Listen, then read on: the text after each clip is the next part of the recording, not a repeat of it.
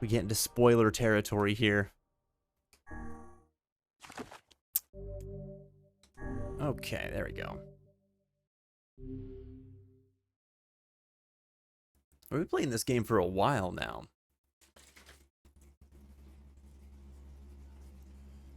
I'm ready to crack into it more. I think we're about to open up some side quests in Facade. The last time that we played, we just got through the Forest of Myth, and we went and saved everybody that was there. So, we've moved on from that part now, which kind of a polarizing section of the game for some. I know not everybody's a fan of it. I really liked it. It's pretty cool to just have like a narrative bit, like a text-based adventure in a game nowadays. You don't really see that.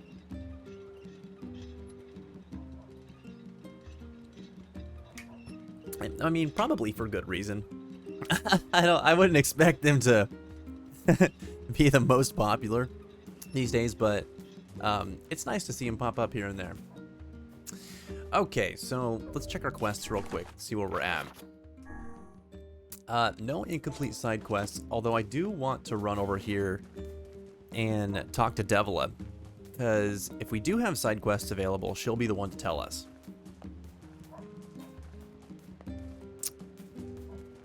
All right, let me see.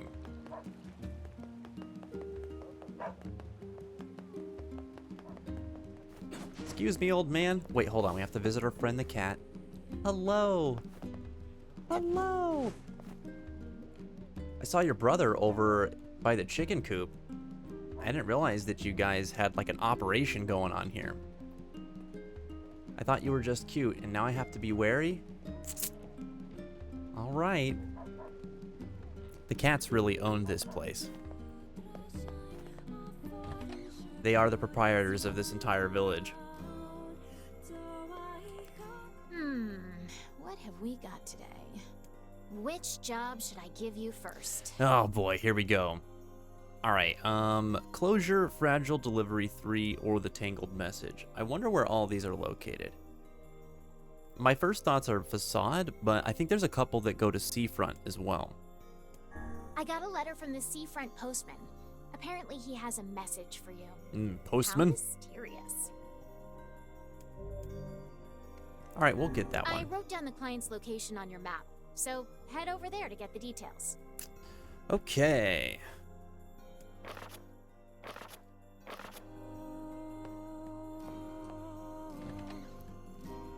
So, then let's hit Seafront.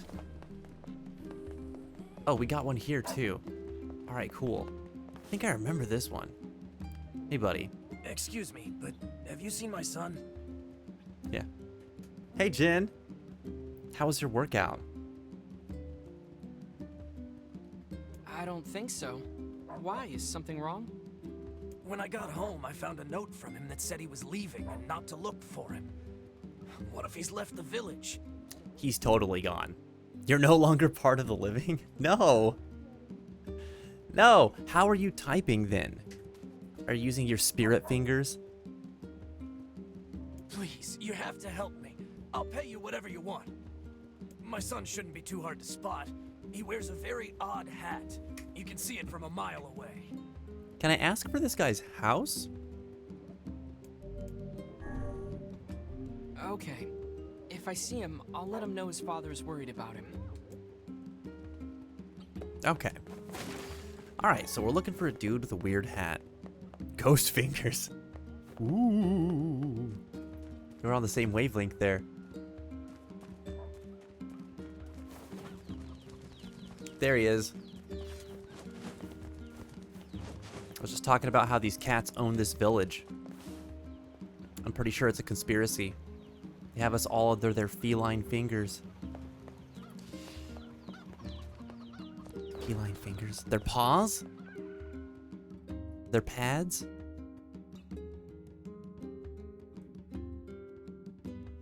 You'd be okay living in a cat village?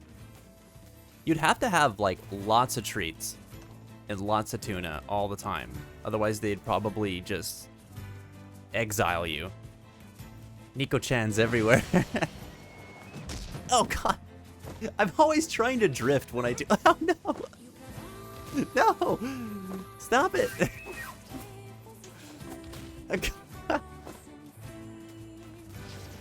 Oh my god. I've never had more difficulties destroying nature in a video game than in this game. But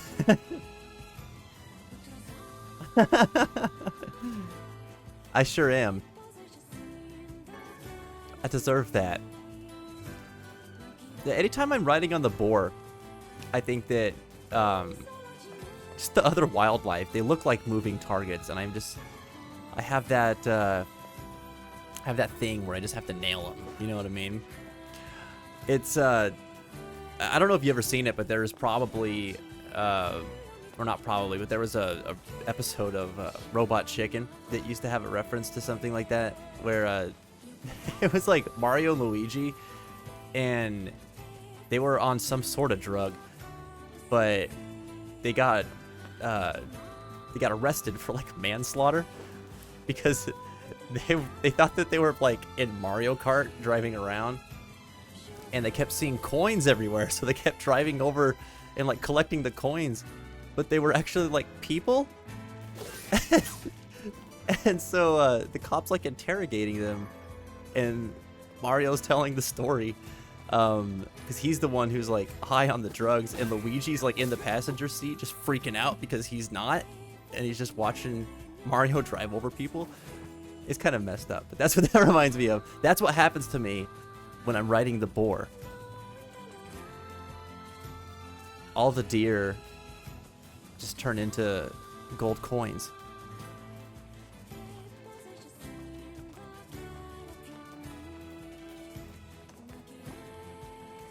I'm the one with the goblin brain. What? I like kinda just running up mountains sometimes. Like a true ninja.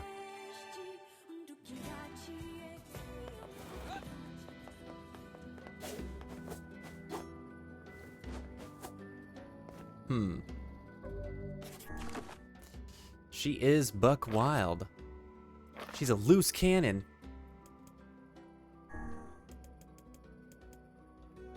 I don't think I'm gonna find anything better than Beastbane at this point in the game.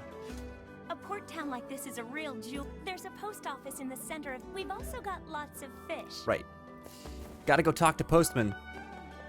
Oh, and this guy. Oh, he looks sad. What's the matter, guy? Hey, are you the guy who's supposed to help repair the canal? Oh. Popola sent me to... Forgot all about this. Hey, Longolian, what's going on? Both of us here, we love you, but we're pretty certain it's coming home, so celebration time. Wait, what? I don't know what you're saying. Are you talking about it's celebrating 4th of July or what? Awesome. Haku, Taka, hope you guys have a wonderful weekend. Thanks for popping in to say hello. Yeah, I should be live next week. I kind of fell off a little bit this last month because we were only streaming like every other weekend because I was just busy. So I'm trying to get back into the once a week thing. So we should be here next weekend too. Lost, you made it. Heck yeah. Welcome back, man. Good to see you. 4-0, England are in the semifinals for the Euro Cup. Oh, football stuff. Gotcha. Gotcha. Yeah, I've been seeing people post about sports all over Twitter lately. I'm not a sports guy, as you know, so I am totally out of the loop. But I'm rooting for whoever you're rooting for. May they have the best luck today. Go support your team, man. It's excellent. Is the game coming on soon, or is it already on, or what? Oh God, it's over. My life is over. What's the matter with this guy? Surely you must realize nothing good can come of being involved with this particular endeavor. Easy, Vice. Hey, so, are you alright? What happened? It's my wife. She left home a week ago and hasn't come back. Oh, he's so sad. I'm Oh, so worried I can't even focus on my work. Oh, my sweet dumpling, where are you? Wow, that's terrible. Would you like us to help you look for her? Really? You do that for me? I like the guy that's voicing this guy. Sure. Do you have any idea where we should start? My wife! Well, she always used to enjoy drinking at the tavern with her friends. Where's my wife? All right, then I guess we'll start with them. Thank you. This means the world to me. Oh, and by the way, my wife always carries a red bag, just like mine. If you mention that, it might ring some bells. Okay, so we gotta do some investigation I've met here. some odd couples in my day, but none who felt the need to wander about flaunting matching luggage. Listen, Vice. Matching is cool. You Okay. need to get with the times. Coordinated outfits are all the rage. That's right. Plus, This guy these gets it. bags are special. We bought them for our anniversary. But now my sweet dumpling is gone. And it's all my fault. Oh, God. Okay, just stay calm. We'll go look for her, all right? Whoops. And back to crying. This poor man. Oh, I've been such an idiot. Please, if you have any information about my wife, anything at all, you gotta tell me, okay? Alright. Be asking around I'm for this willing to dude's bet wife. That man knows more about his wife absconding than he's letting on. You don't know. You don't know, Vice. Actually, he probably does know. He knows a lot of things. Hello. Hey there, I'm looking for a woman carrying a red bag. Are you now? Interesting. Did something happen to her? Interesting. She hasn't been home and her husband's worried. Do you know anything about where she might be? Trouble in paradise, is it? Oh, those two never change. Anyway, the short answer is no. She hasn't been around here either. This voice sounds familiar. Hey, Bashi, how you doing? Welcome back, man. Though come to think of it, she always got on well with the woman over at the tackle shop. Maybe you should try her? I'll do that. Thanks. Hey, what's the rush? You've got a cute face. Why not sit here and join me for a round? Or 3? She almost sounds like Scarlet from Final Fantasy VII Remake. Sorry, ma'am, but I'm not old enough to drink. Yeah, also probably not old enough for whatever else you're looking at, weirdo. You gotta get out of here. We are cougar bait. We need to run. All right, wait. Oh, the tackle shop. That's right. It's up the other way. Okay. I know. Needs to relax. Lost says, I begged off working on the house today because I have missed the last 3 or 4 streams in a row. Oh no. Family's like, we don't understand why this is important. Just that it is. Take the day off. That's so nice of them. That's awesome, man. I'm glad you got some extra like time off too. I know you guys have been working super hard on that house. Well, dude, that's cool. I'm glad that they were understanding. Hey there, do you know a woman with a red bag by any chance? It's an extra cause to celebrate today. Lost is here and for good reasons. Red bag? You can Oh, help us find our sure. red bag lady. Although now that I think about it, I haven't seen her in a while. Wait, what's going on with this? Oh, I thought she had like a gray or silver, not streak, but just like bundle on the side of her head. Like just part of her hair was gray, like she dyed it or something. I was like, that looks really cool, but it's just a bow. Less cool. Last time she came around, she mentioned something about leaving town, but I figured it was just idle talk. Leaving town? Leaving town, huh? All right, thanks for your time. Okay. I'm gonna be chasing this person around for a while. Alright, we have to talk to Postman. Left this charming hamlet, finding her may prove most difficult indeed. I just hope she hasn't been attacked by shades or anything. She can just attack him with her big red bag. She'll be fine. your risk of cougar attacks drops with the amount of gray hair you have. So technically, this kid should be immune. That's true. That's true. But somehow, it's the logic's not working here. Lost. This is some kind of super cougar. She's immune to the gray hair. Mashi not doing so well, actually. Super annoyed because of the snoring again, and, well, some people in a certain game I play are literally going against any kind of rules we have within our group. Oh, man, that sucks. I'm sorry to hear that, man. So, still dealing with the snoring thing. Is your headset not really helping with that, or what? And as far as like what's going on in the game, that sucks, dude. I'm taking it that it's like a game that you're playing online, like MMO or something, and like guildies are not cooperating in the way that you thought. Can't do anything against them, huh? Why? The woman from the lighthouse has passed. Whoa! Ah, The lighthouse woman is gone. We found her in bed.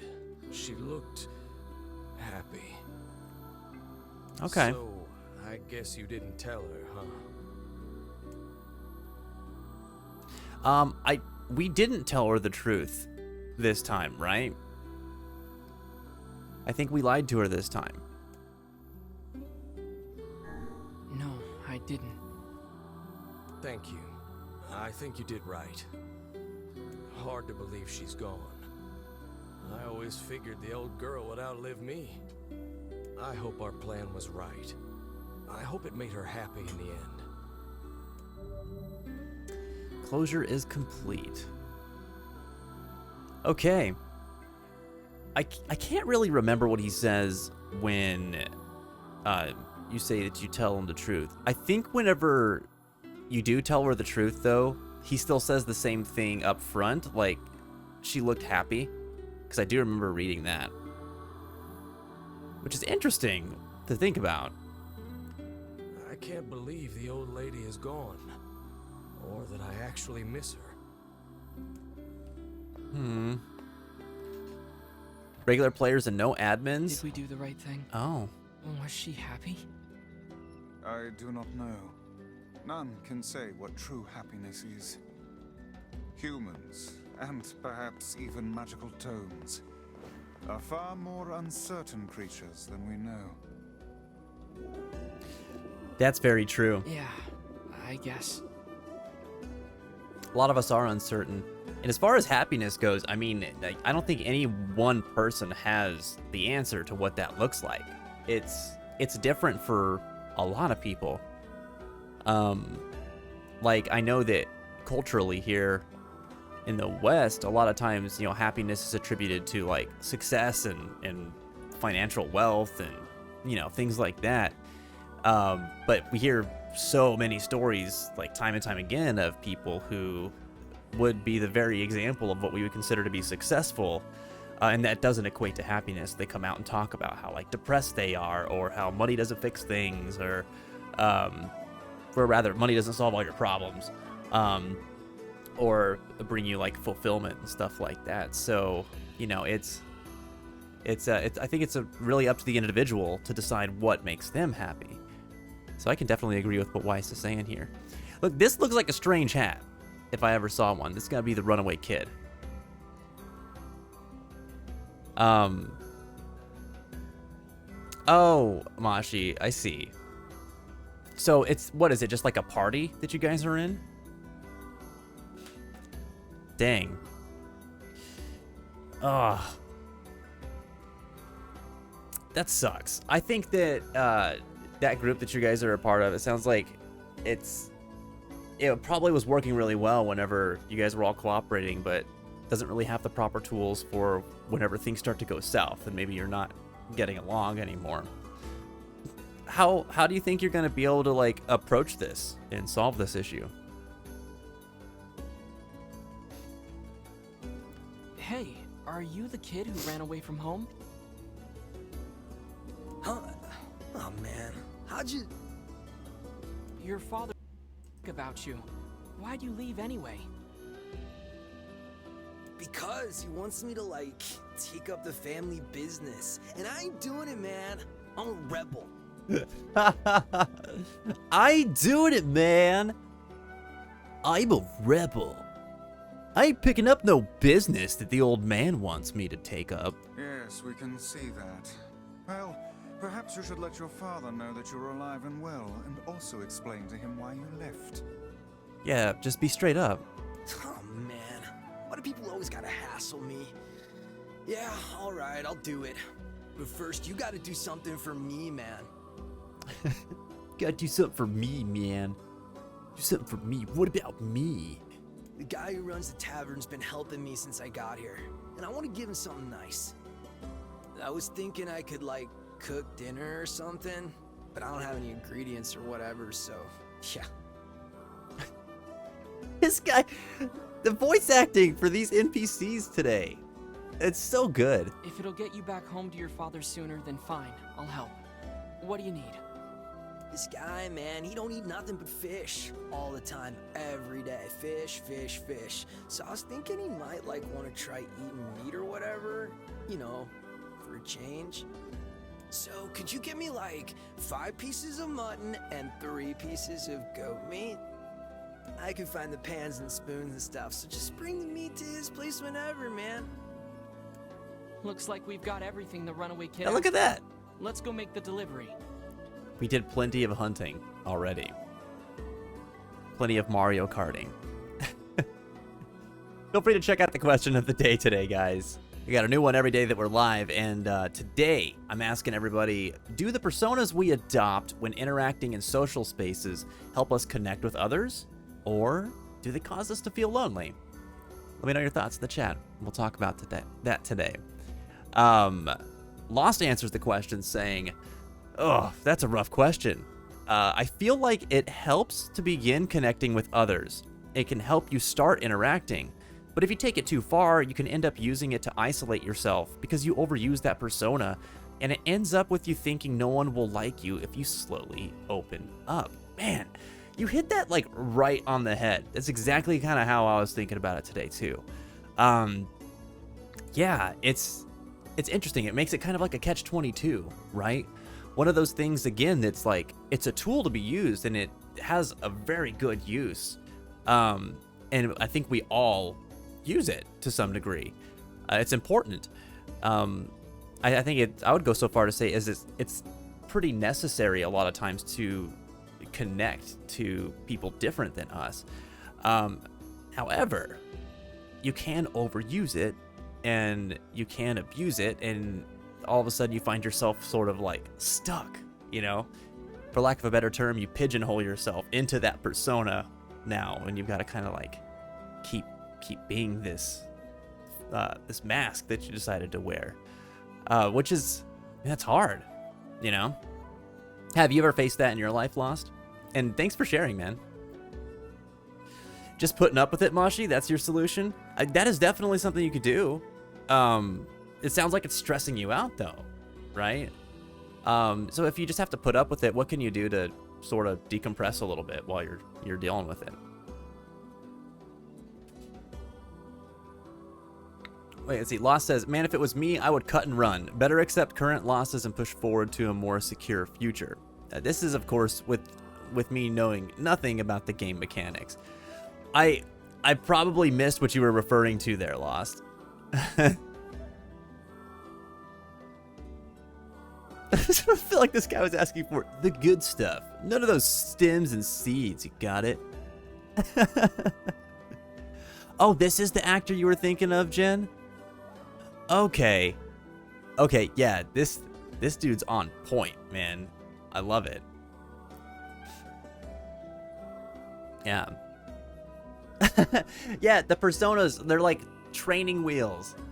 Yeah, I like how you put it too, Jen. A good way to start, but not be full-time. Yeah, be a part-time persona user. Never go to full-time. Good stuff. The pans and spoons and stuff, so just swing the meat by his place when you can. Okay, so we've got the ingredients. We cannot turn them into him right now. little weird. No benefits. Nope. None. No benefits package. No medical, no dental. You don't get no insurance policies. The new guy has talent. Any He's kind. impatient. I think we'll make him run. Okay, so I think I'm still gonna check a couple more places, but I think we've exhausted the quests here. Why don't we run by the lighthouse real quick? Man, this is so weird. I don't know why we get, I'm trying to find a solution to this, but we get a little bit of desync from our capture card. Periodically. It's very minimal, but it seems to happen, like, you know, after like a half hour or so. It's so weird. Anyway, we're gonna run by the lighthouse, see if there's anything for us there. The lady passed on, man. She's gone. Maybe she left something behind. Whoops, too far. Hello, little seals. I have some late breaking news to share with you. The singer for Bowling for Soup is the voice of Chuck E. Cheese. Yeah. Oh, snap! That's wild. I never would have guessed that. And Chuck E. Cheese Band is going on tour with a full-length album. That's amazing. Musically really good and hilarious. Get out. The Chuck E. Cheese Band is going on tour. And the Bowling for Soup guy is Chuck E. Cheese? Hey, you What? gotta help me out. How has this here. You never just come out gotta- before? I'm having serious girl trouble. Wait, what is up with everybody's relationship issues today? See, there's this girl that I'm pretty wild for, so I asked her out. But she won't even consider it unless I take her to a really nice restaurant. So do that. That seems rather demanding. I mean, I agree with you, Vice, but like, not my relationship. So do you, man? Like, She really appreciates just take her out. the finer things in life. First-class places for a first-class lady. She's so cool. I like this guy's spirit. Everyone has their own tastes, I guess. Okay. Wait, that's it? That's the dialogue? I tell ya, there isn't another girl out there as high class as mine. So what do we need to do? What are we supposed to do? He didn't like make a request. We just told him, so do it, basically. Well, I said so do it. They just commented on how the woman seems demanding and then left it at that. That's so weird. Okay. So, Lost says, yeah, actually when I was younger, like 12 to 16, I was always the joker and I would insult myself casually. But then at some point, people started riffing on me themselves, and it got to the point I had to explode out of my shell and tell them, look, I know how to make jokes at my expense, but now you guys are taking it out of control and it's starting to hurt. Well, of course they just laughed at me and told me I was being whiny, insert insulting term here, and now I feel like I feed that behavior. And I feel like I feed that behavior. Oh, man. Oh, that sucks. You know, so I've had several friends who, you know, there's always the friend in the friend group where they become like the butt of the joke, right? And those friends always tend to handle it differently. Some of them get really defensive, some of them play into it, some of them invited it to themselves because they just automatically like you know, were self-deprecating in their expression of humor, and so other people just sort of like ran with that, and so I saw this happen a lot in my life too, and I've even done it as well, but it's, for me, I've done it as like a defense mechanism where I'm like, if I make fun of myself first before someone else does, then it kind of takes the punchline away from it, so they don't say something that's like gonna actually hurt my feelings, you know, or bother me. Which I don't really do that so much, as much. I still do it, but I don't do it as much these days. But I can relate, man. And Man, so I'm glad that you found that point though, where, you know, explosive or not, you were like, all right, look, actually, I don't like this. You know, I actually like who I am and believe in myself. So like, stop being a jerk, you know, and stand up for yourself. Good for you, buddy. Reggie, thanks for that host, man. Hope you're having a good day today. Welcome back, Reggie. Welcome home. We need to borrow my niece and nephew so we can go to the Chuck E. Cheese tour. Let's do it. Let's do it. Oh, man. Oh, you'll play some shooters, Mashi, to kind of like de-stress? Okay. It sounds like you got a pretty good handle on yourself as far as knowing like what helps you de-stress and feel better. So that's great. What happened to Peter Bacon? I don't even know who Peter Bacon is. Oh, it's sad seeing this bed empty. Dang, man. And there's nothing up here either. I really like this track. Like the music here. For the Postman quest line. Or Lighthouse Lady quest line. It's such a vibe.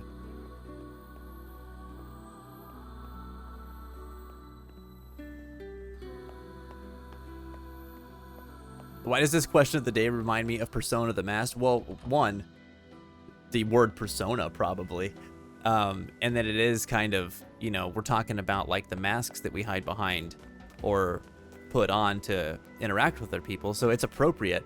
I mean, Persona's a game series who actually, you know, took this idea and ran with it as like a narrative focal point, which I love about the series, and it does a really good job of it. You know, being true to yourself and facing your true self is always a theme in those games, right? So it makes sense, the association.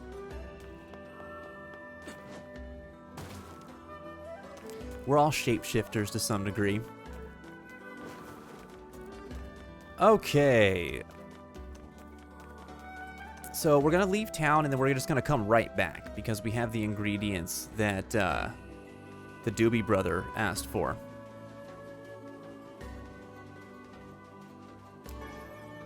Lost says, I've chosen better friends these days. They know where the line is. Even when they do make me the butt of a joke, they never do it in a way that stings. They understand it's a persona. They know I'm doing it to feel comfortable, and they know when I'm not in the mood for those jokes. So it sounds like they got to know you well enough to understand like the line between when you're just trying to like, you know, be funny and lighten the mood, and when like, okay, we're taking a joke too far here and, you know, being kind of hurtful about it. There's definitely a balance to that, right? It's good to have a sense of humor. I think that helps a lot of us. We take everything super seriously all the time, then we're just offended by everything, and it makes our lives more stressful. And also it makes it harder for us to actually like engage in socializing with other people because, you know, everybody doesn't like to be corrected all the time either. About, you know, when they're trying to make a joke or just be lighthearted, and someone's like, actually, you're being an idiot or you're being mean or something like that. With exception, there are definitely things out there, and it's subjective as to what they are, where, you know, boundaries can be established. And I think everybody has their own obligation to be like, hey, I don't like when you do this. Or I don't like this type of joke or something, you know, and to advocate for themselves. And then people around them can respond in kind and be like, oh, okay, I didn't know. Sorry about that. But my point is like, you know, it's definitely a balancing act between embracing and utilizing the sense of humor, and then also, you know, knowing when enough is enough, or if you're going too far, so that you don't push other people away or hurt somebody. Because as we all know, like, words can hurt. So yeah, like so much in life, man, it's all about balance. And it is tough.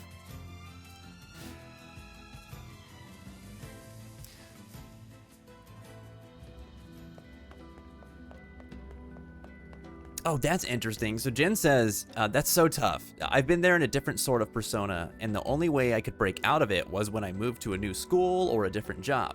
And even then it was hard to get out of that mindset. Yeah. Yeah, you get yourself like so deep into it that it's like, okay, if I pull out now, all of a sudden, like, everyone's gonna disappear, right? Panda and Berry? Panda and Berry. Thank you so much for the follow. I appreciate that. Welcome to the fence. Glad you're enjoying the show. Let's get some welcome commands out there, guys. Bring our latest friendo over to our side of the fence. All right. But yeah, so it's such a challenging thing whenever you like dig that hole deep and you look up and you're like, oh no, I've been carrying on with this for too long. How do I break out of it? Because if all of a sudden you break out of it, everybody's gonna look at you and be like, well, I thought you were fine with that, or I thought that's just how you were. And now they're like gonna have to like adapt and change the way that they like look at you. I think that the idea of that is very scary and off-putting, where you can be like, oh, I would rather just avoid that entirely because I don't really know what's gonna come of that. And I think that's the scary part of it, right? We don't know what's gonna come of it. Some people might be like, oh, this is how you actually are? Oh, okay. And other people are gonna be like, well, I don't like this other you, you know, you're not who I thought you were. Leave me alone, and kind of, you know, reject you. I've been there, you know, and that's exactly what we're talking about today with the question of the day. And yeah, so whenever you find yourself in that position, it's like, all right, I've only got 2 outs, you know? Either I just move, I just leave this situation entirely, or I just commit to this persona that I've put forward. And there's nothing else, you know? Because it's just gotta be uncomfortable. I will say, there is always the third option. If anybody out there is experiencing this, or you know, finds themselves in this position later on, you can always be authentic. You can always try that out. Are some people gonna be like, well, I don't like that? Sure, that's okay. Those are probably people you don't want in your life anyway, right? But there will also be people who are like, oh, I like this about you.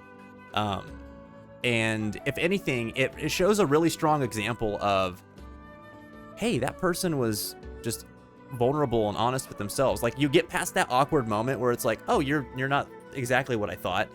And that's kind of cool because I'm not what I've been putting out either. Like, I am, but also I'm these other things that I've been afraid to open up about and express. And because you did it, that kind of opens the door for them to do it too, which is a really cool thing. So that third option, I will always advocate for that third option. Hey, you got it, Panda. I like your name. All right, we're supposed to turn these ingredients into the hippie over here. Wait, is it? I can find the pans and spoons and... Oh, so it's not, we don't turn them into him? Where do we turn them in at? That pigeon just landed next to us. And it cooed. And in my headphones, I heard it like right in my ear. I was like, what the heck was that? That surprised me. All right. Oh, to the tavern keeper. Okay. Whoops.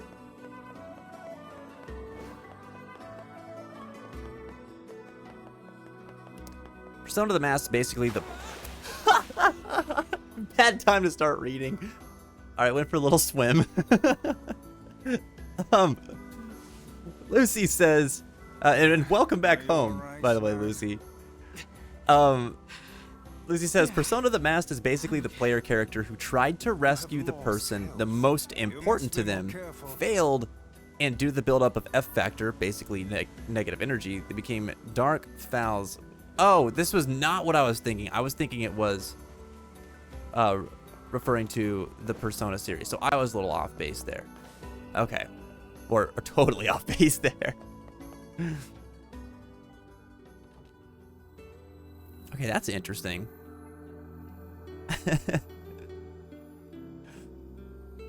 I have not played Persona 2, Reggie. No, sir.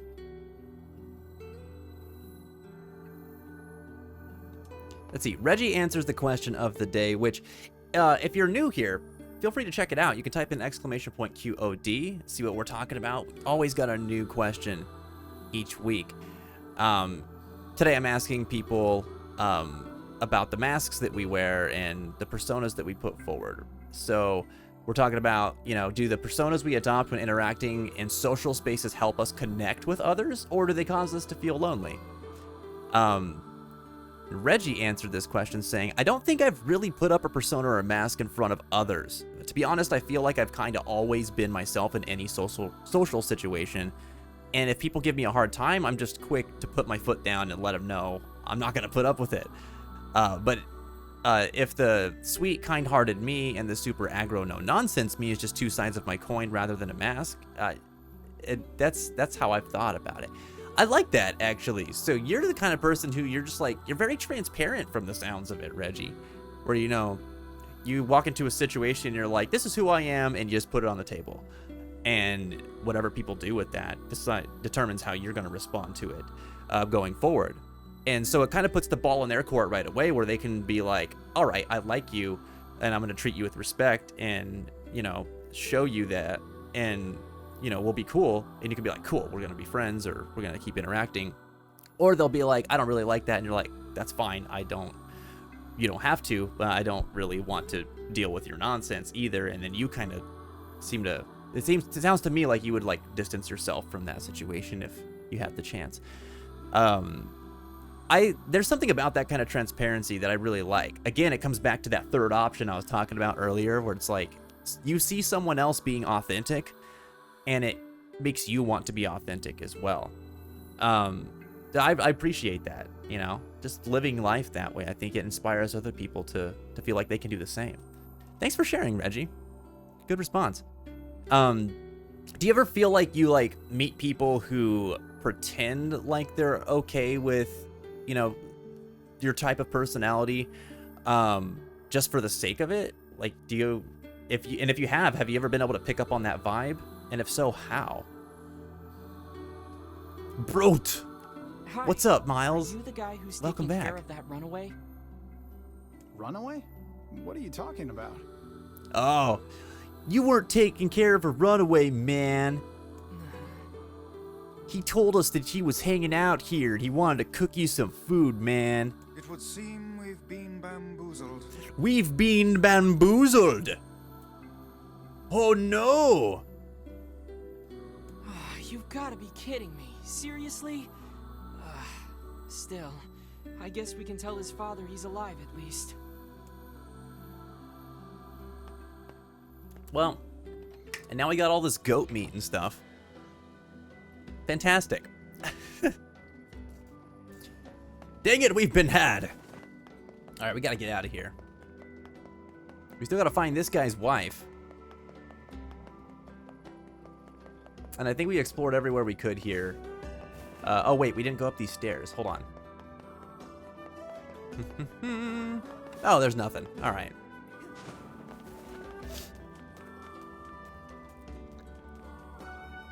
Lost says, we make these personas, these social masks, to compensate for what we think we're missing, or to ingratiate ourselves because we think we are not good enough for one reason or another. Your mask often reflects what you think of yourself rather than what others think of you.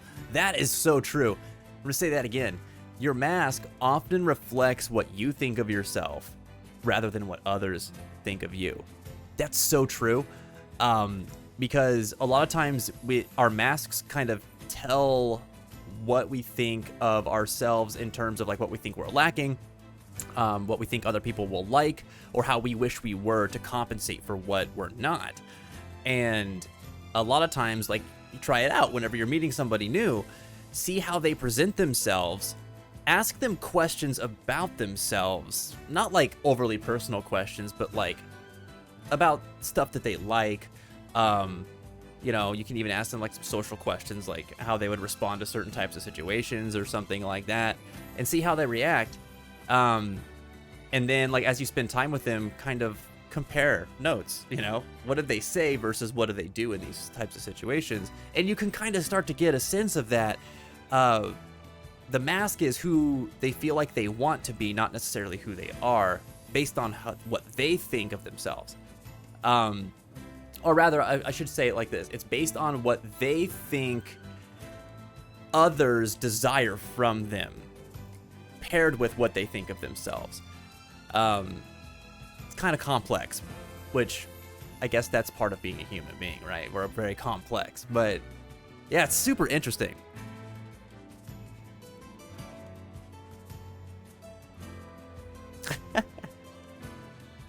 DC referred me to this stream from his Discord group. Oh, really? Very cool. Very cool. Yeah, DC's a good friend of ours over here. That dude's awesome. Well, yeah, I'll have to tell him thank you next time I see him, Panda. Yeah, Digi's been hanging with us for a while. Always love watching that guy. Oh my god. play shooters. He's just so calm. Odd. Wait, did we just kill the odd shade before we even finished thinking about it? We do that a lot in this game. A red bag! Oh no! Hey, look at this. It is identical to the red satchel carried by the man who sent us on this mad quest. No! Perhaps it belongs to his spouse. Oh no. Do you think the Shades got her? I fear it likely, lad. I sense no other activity in the immediate vicinity. Oh. We were too late. Well, this is terrible. What are we supposed to say? However difficult it may be, we've no choice but to tell the man the truth. Oh man. So many of these quest lines early on in this game center on the choice to tell the truth or to fabricate a little bit for the sake of protecting the individual that we're talking to. What do you guys make of that? That's so interesting. Digi! What's up, man? We were just talking about you. Welcome back home. Thanks for those bits, man. We're on TV. We're on TV right now? Like in the living room? That's so cool, man. Right on. Hey, happy 4th of July weekend. I hope you're having a good one so far. How's your day going? Oh! I didn't see what that one said. Hold on. Oh, I don't know why I can't see that. They're like halfway cut off. Yeah, oh, there we go. Oh, happy 4th of July weekend. Reggie said, I like to give people the benefit of the doubt and think they're being genuine when they say they like me. I guess, but it's a bit of being a bit blindedly optimistic. Right, there's not a way of knowing for sure right up front, right? You just kind of have to see how people respond to you over time. But I like to think that people are more positive than negative in interactions. I don't know if I can substantiate that all the time, but it makes me feel better about interacting with others. Having that optimism. It's more of a belief thing, I guess, on my part. So I think I relate to what you're saying there. Because it motivates you to continue interacting. Digi, your PSU failed. Oh, I see. Dang, dude, I'm sorry to hear your power supply failed. That sucks. When's the replacement coming in? Panda, you like RPG, adventure, and Pokemon games. That's awesome. Man, you're in the right place. All we play here really are RPGs. Usually JRPGs. But we do play some adventure as well. I think that's like our second go-to. Hey, did you find my sweet dumpling? Thanks for those bits, Digi. Near the end of the week, dude. Cool. That's not too long then. We didn't, but we got this off a shade. Oh, man.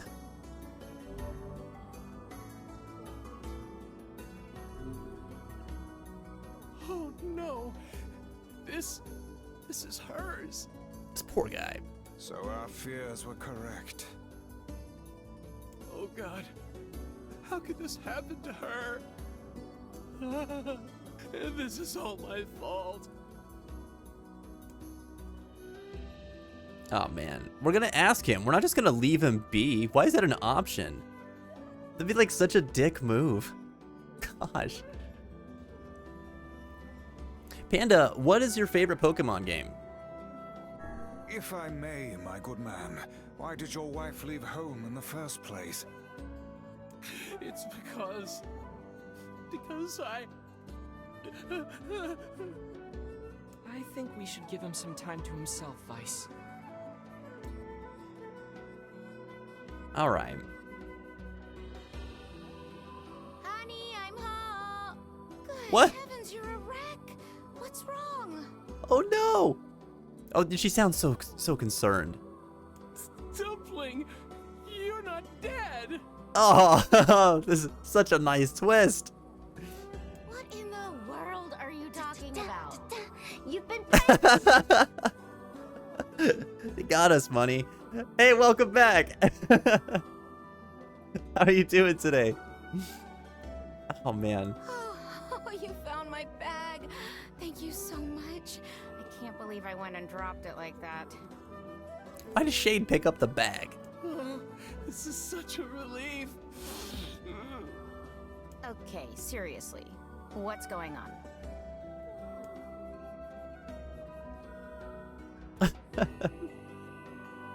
I see. So, you found a shade with my bag and assumed I'd been attacked and killed? I'm just glad you're safe, Dumpling, but I'm also so sorry. This is all my fault. Oh, if I didn't eat that apple you were saving. Oh, God, I'm such an idiot. He just ate her apple? And he thinks she left him for it? Listen, I promise I'll never eat anything of yours again. You just promise never to run away from home again, okay? Run away? Have you lost your mind? I just went to visit my parents. Yeah. I told you about this. Going to see my family, gone for a week. Remember? Ugh, are you serious right now? Why don't you ever listen to me? Uh-oh. Lad, my brilliant intuition suggests we should beat a hasty retreat from these two with all speed.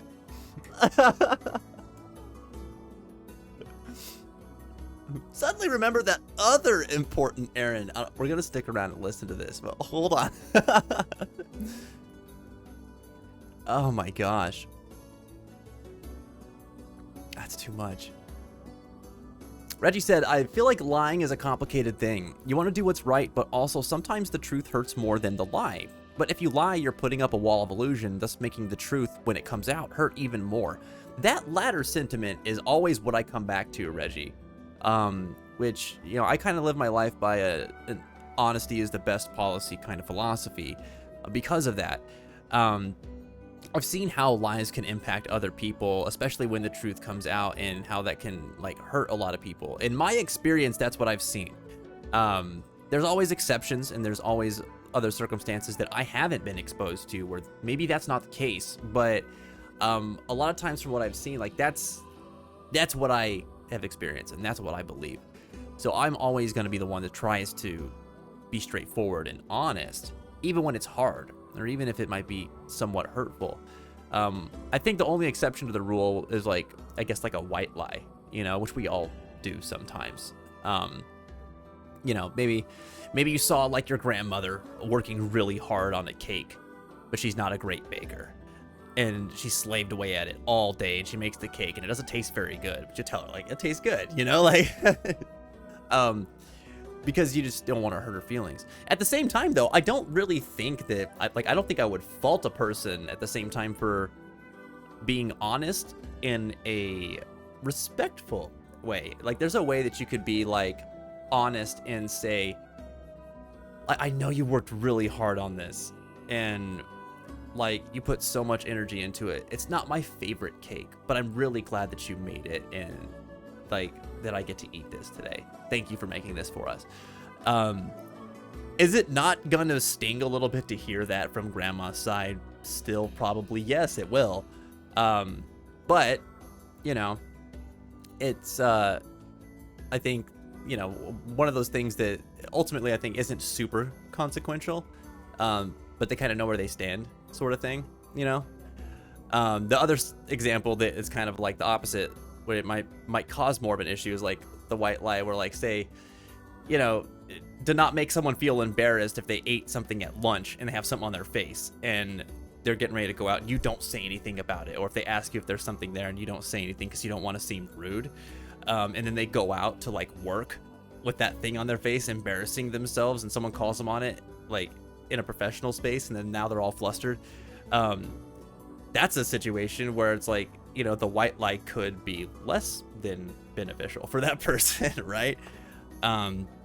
White lies, I think, are things that just protect the person's ego that we're kind of telling the lie to, and that's not always the best thing to do, in my opinion. So even there, a lot of times I still stand by the honesty is the best policy sort of thing. But I'm not going to say that I am not a stranger to that either. I mean, I've definitely told my grandmother that something she made was great when it wasn't a time or two. So it happens. But yeah, honesty is a tricky thing. All right, we're going to listen to this. What's going to go down? I can't believe you didn't listen to me, and you ate my apple. Oh, no. You are the absolute worst. What? Oh, like you're some perfect angel. You didn't Oh, even care crap. enough about our anniversary to hang on to your bag. You, kid, I'm right about this, yeah? If anyone's wrong here, it's my Oh, wife, no. right? We should have left. No, why did I stick around?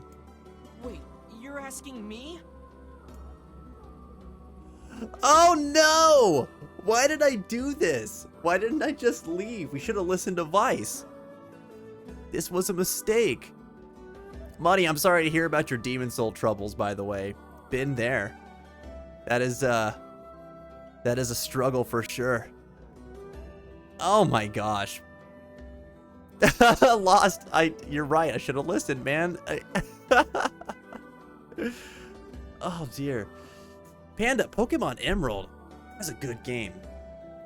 I remember playing that back in middle school. I never got to finish it though, believe it or not. I borrowed it off of a friend and played for a little while before something unfortunate happened to his Game Boy Advance SP. And then neither one of us got to continue playing it, but I liked that game. Oh God, no! Like, you both just need to chill out, man. I don't want to take a side, because I don't think either one of them are in the right. Damn it. It's so easy to drop something and lose it. Also, eating an apple's not that big of a deal. Oh, damn it. But not listening is a big deal. You both suck! Ugh! Ugh! We're gonna turn away and... Well, you shouldn't have eaten your wife's apple. Oh, That's not okay. I very feel bad nice. either one I choose. That's not very nice. But I was hungry, and it was just sitting there. Look, I'm glad you went looking for my wife and all, but that was low, friend. Low. But that was low, friend. Wow. Wait, that was low? You're gonna make me feel like the bad guy? Listen here, Red Bag Man. With a name like that, you should be giving out gifts or something. Not eating your wife's apples. Did I cross a line there? Oh God, now we're gonna have a moral conundrum. Uh-oh. Besides, it's pretty rich to come after me for an apple when you threw away my entire stamp collection. Oh, these guys got problems. Ha! You're damn right I did, and I'd do it again. You are nothing but a hoarding slob. How did this turn so fast? She came back sounding so sweet and kind, and he was so worried that she was gone. And then just immediately, like a switch flipped, and they're just at each other's throats. Oh gosh. You there! My husband's in the wrong here. Oh, this is dumb. Pardon, but madam, The hoarding slob of a husband, the collection tossing wife. Thank goodness there is a both of them option here, because they are both ridiculous. Oh no. Hey, Ghostwind, what's up, man? Welcome back home. It's good to see ya. Hey, I meant to mention it earlier, but can we get some caster commands out, please? One for DigiDC and one for Ghostwind Samurai. Both are excellent content creators. I know Digi hasn't streamed in a little while, but I imagine he will again at some point. And he's got a quality show. And Ghostwind's streaming regularly these days, so I definitely recommend his show, especially if you like, you know, a relaxed kind of atmosphere. He's got it going on for sure. How are you guys doing? What's going on in your stream this week, Ghost?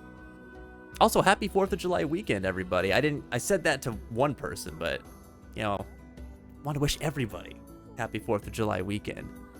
You guys hearing the fireworks yet? Hey, you guys both got it. Coordinated assault. Oh, enough. The both of you are at fault. Now apologize to one another and end this ridiculous display. Good talk for a floating magazine. Oh, that unity right there. I love it. I see you finally agree on something.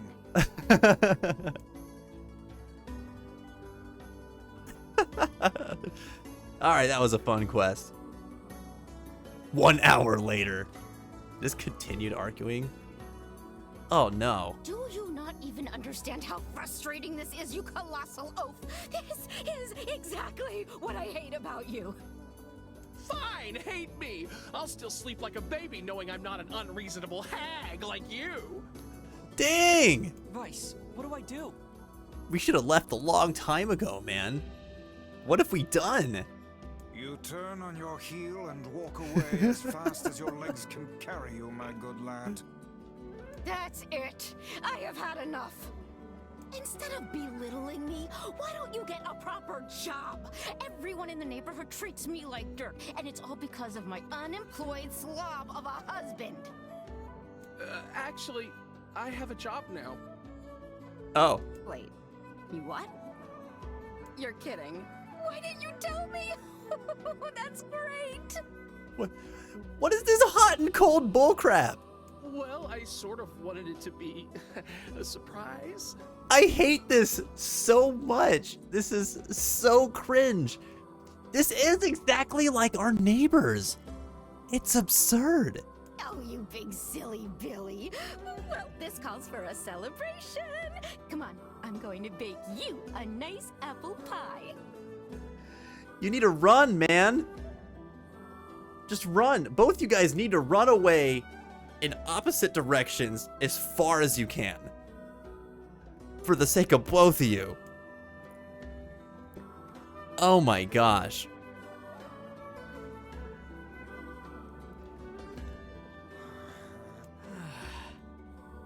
I have no idea what just transpired, but it has utterly exhausted me. Well, looks like they made up, so all's well that ends well? No.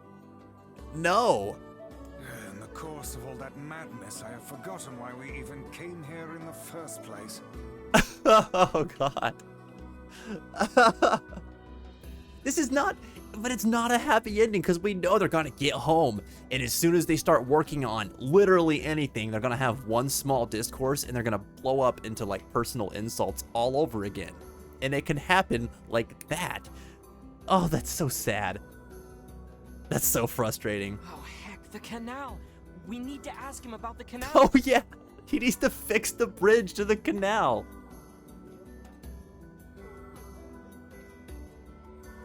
Oh, this is silly. Oh my goodness. Ghost, you made affiliate, man. Hell yeah. High five, man. That's excellent. Congratulations. Yeah, man, that's so cool. When did that happen? Oh, was that just this week? Heck yeah, man. You're making it happen. Oh. The guy sounds like Cicero? I'm assuming that's a Phantasy Star thing. We wanted to get some cookies! Yeah! I always want cookies. Listen to the man, Weiss. Mashi knows. Mashi knows we need cookies. I can't thank you enough for all your help. Great, now maybe you can help us. Sure, but listen, we need to talk to you about the canal. Oh, right! That's why you came here in the first place, huh? Well, now that my love life is rolling in clover again, I'd be more than happy to get going on the canal work. Rolling in clover? Is that what this man calls it? Yes, he is doomed.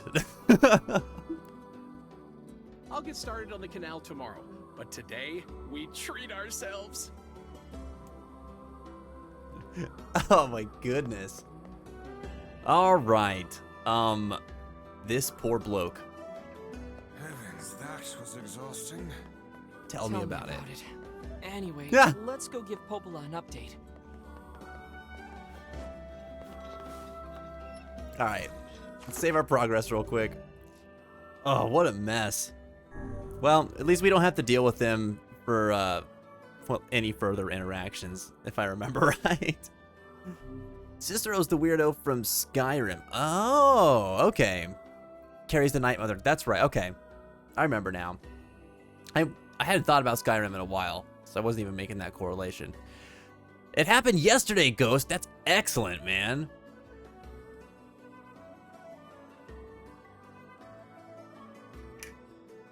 Okay. Are you doing anything to celebrate?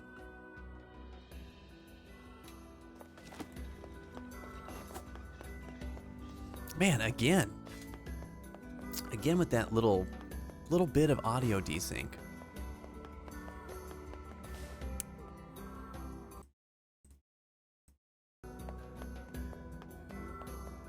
I will one day get to the root of all these evils that transpire.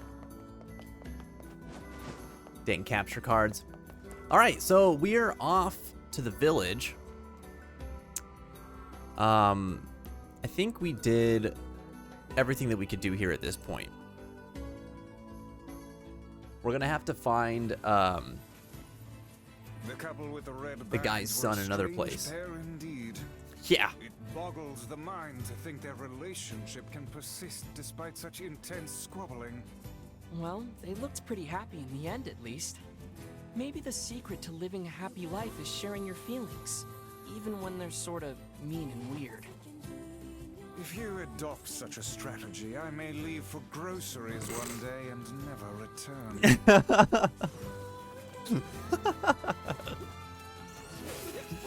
Dang, Vice. It was harsh. Oh, man.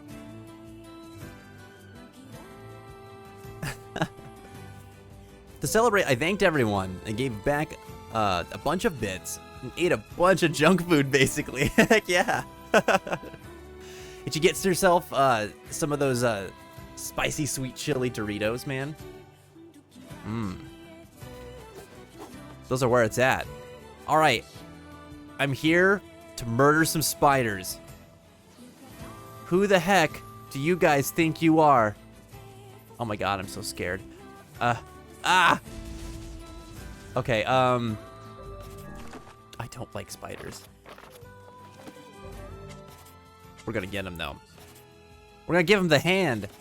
Oh, wait, no, we have execution now. Oh, yeah. All right, buddy. Will it go through the wall? Probably not. Oh, it does. Fantastic. Oh, they didn't stay stuck. Ah! Stop. Stop. Stop. Stop. Stop. Oh, God.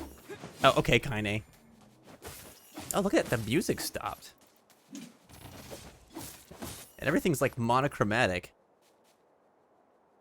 Except for the spider blood. Ick. Okay. What? This guy's just fixated on the gate. Oh wait, did he get outside? He's outside. How did that happen?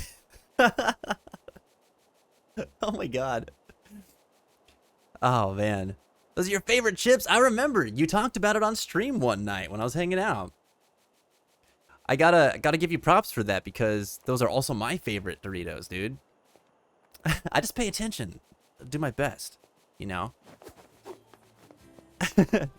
We'll call it luck. People tell me a lot of things and I don't always remember. But that one I remembered. Listen here, spider. Be gone. Oh god, I can't see him. What the? They're playing with my emotions. Listen here. You need to stop being wily. Alright, I gotcha. Ugh. Blood. Ick. Icker. What's up, Cloud? Welcome back home. To deal with this mansion. To deal with this mansion, man. It's such an aesthetic. Like, everything here being monochromatic, but we are still in color. There's no music, too. It's so eerie. It's almost like time has stopped in this place. It's so cool. Okay, we'll have to come back later. Kaine is me when you call me in to kill spiders. What, you also knock all the spiders behind the doors so that we can't destroy them? No, Jin's totally right. She enters the room with gusto, ready to slay any of the 8-legged fiends that... ow! Ah! Oh, did he just, like, take a power nap in front of me? Like, what was that? Oh, man. Oh, you give me so much credit, Ghost. I appreciate that. Thanks for being so kind. I usually have a terrible memory, dude. Every once in a while, though. Every once in a while, I get a hit, and it works. It can knock it out of the park.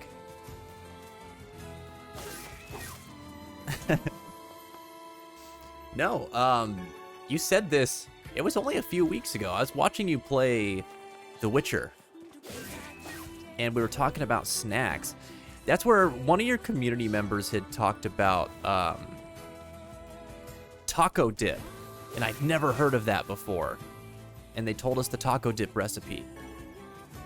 And I was like, dang, that sounds so good.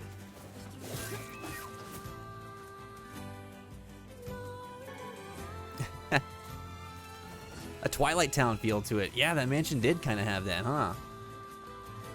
Ugh. We'll be investigating more in depth in the near future. Enters the room with gusto. I'm gonna put that on my Twitter bio. Listen. You can't play the quick switch with me. I'm just admiring what you're gonna do with your Twitter bio, and then you're calling me out on the taco dip? What? Well, maybe if you wouldn't throw away my entire stamp collection, we wouldn't be in this mess. No, I had never heard of taco dip before. As absurd as that sounds.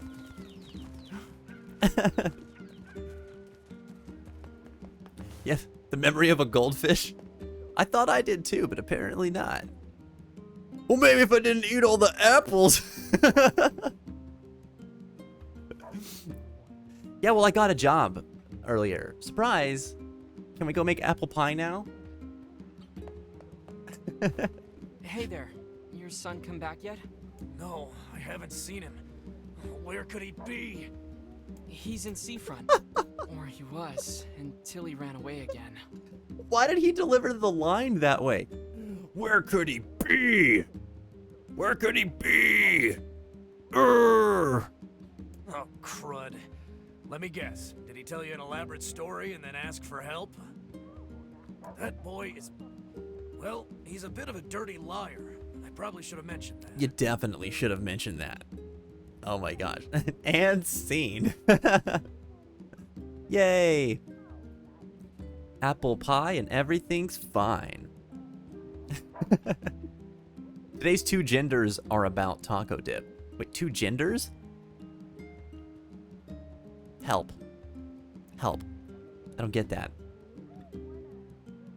Like you dip your taco in it, or it's a taco turned into dip? So taco dip is like dip made out of what you would normally put in a taco. So you have like a casserole dish with like cheese and sour cream and taco seasoned beef.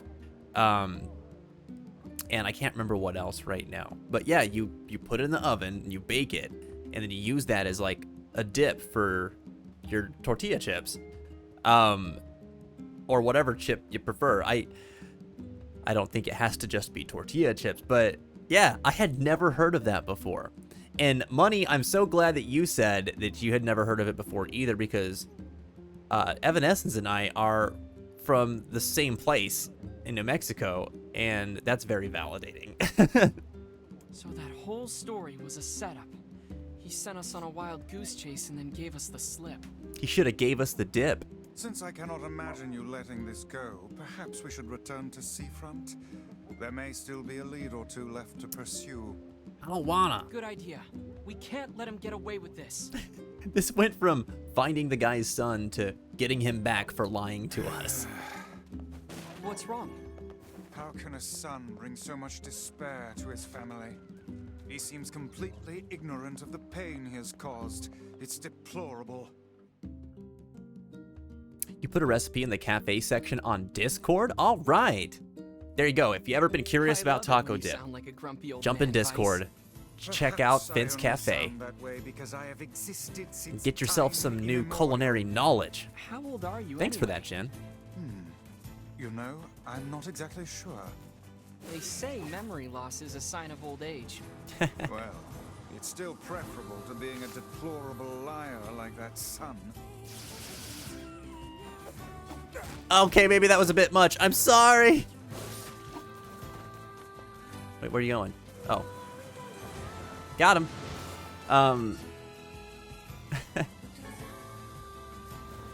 I like when NieR just sort of gives Vice the business. So I feel like it's usually the other way around. We're famous for our chili, not taco dip. And it's not even chili as what people outside of New Mexico would traditionally understand to be chili. Not Tex-Mex chili, people of the world. Our green chili, specifically. Red chili too, but more so green chili.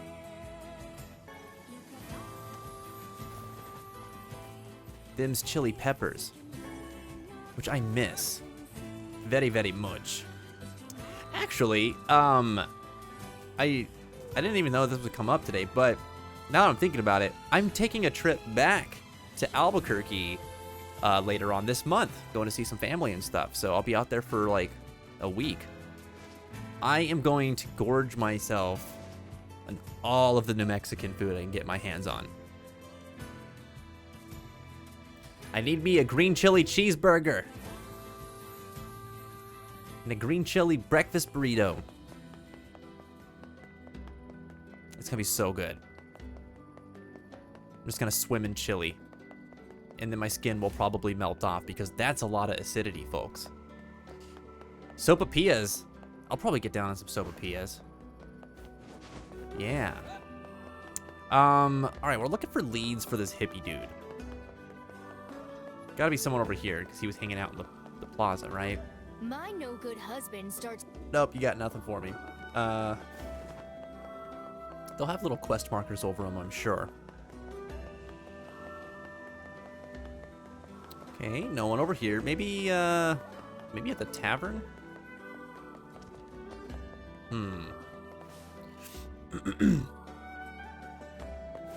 Yeah, it's, are you talking about the chili ghost? Because if so, it is indeed incredible. They roast chilies out there. And New Mexico is famous for their green chilies. Because they like super duper rich in flavor, but then also really hot. which you can get like, you know, canned green chili peppers like all over the place, but they're not really that flavorful or spicy. But New Mexico green chili really is. But yeah, it's so good. Definitely one of the things that I miss. Lost says, Chris, I made a mistake. You know that friend I talked about last night? I know of him. I told him about Jin and you and music, and now he won't shut up about how excited he would be at the prospect of talking to Jin and you about his project. My Discord is exploding with messages, and I can't read them fast enough or understand half of it. That's awesome. Yeah, Lost was telling me about his friend who started studying music and programming and is trying to design like a tower defense game that centers around music. And it sounds really cool. So that's really awesome. And he is a programmer. Okay. Wait, where am I going? I'm trying to look for leads. She don't know nothing. She ain't seen nothing. Tavern. That's where I wanted to go. I don't know what I was thinking. Maybe I should just look at my quest log. Look around seafront for clues to the runaways' whereabouts. Okay. Hey, buddy, have a drink. The mug will never leave you for another man. Oh, the cougar has left the building, by the way. That means she's on the prowl. We're gonna have to watch ourselves. Hide at the first sign of trouble. Alright, where are we gonna find a clue as to this man's whereabouts?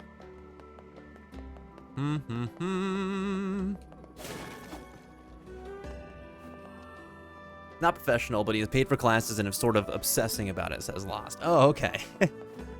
I mean, yeah, when you study it and you get really into it, if you enjoy it, I could totally see a person just like diving deep, you know? You know that Can't blame the wreckage out guy. in the water. Long ago, Right. Music defenders? I don't know about really cool, Jin, but it's something. It sure is something. Trying to build a music sequencer into the game. Oh, so he's gonna do like the thing that they did in Last of Us Part 2 with the guitar. That's kind of cool. I like stuff like that. It lets players be creative. Oh, damn, I'm not sure where to look. Maybe over here on the beach? Yeah, it does sound like a really cool idea.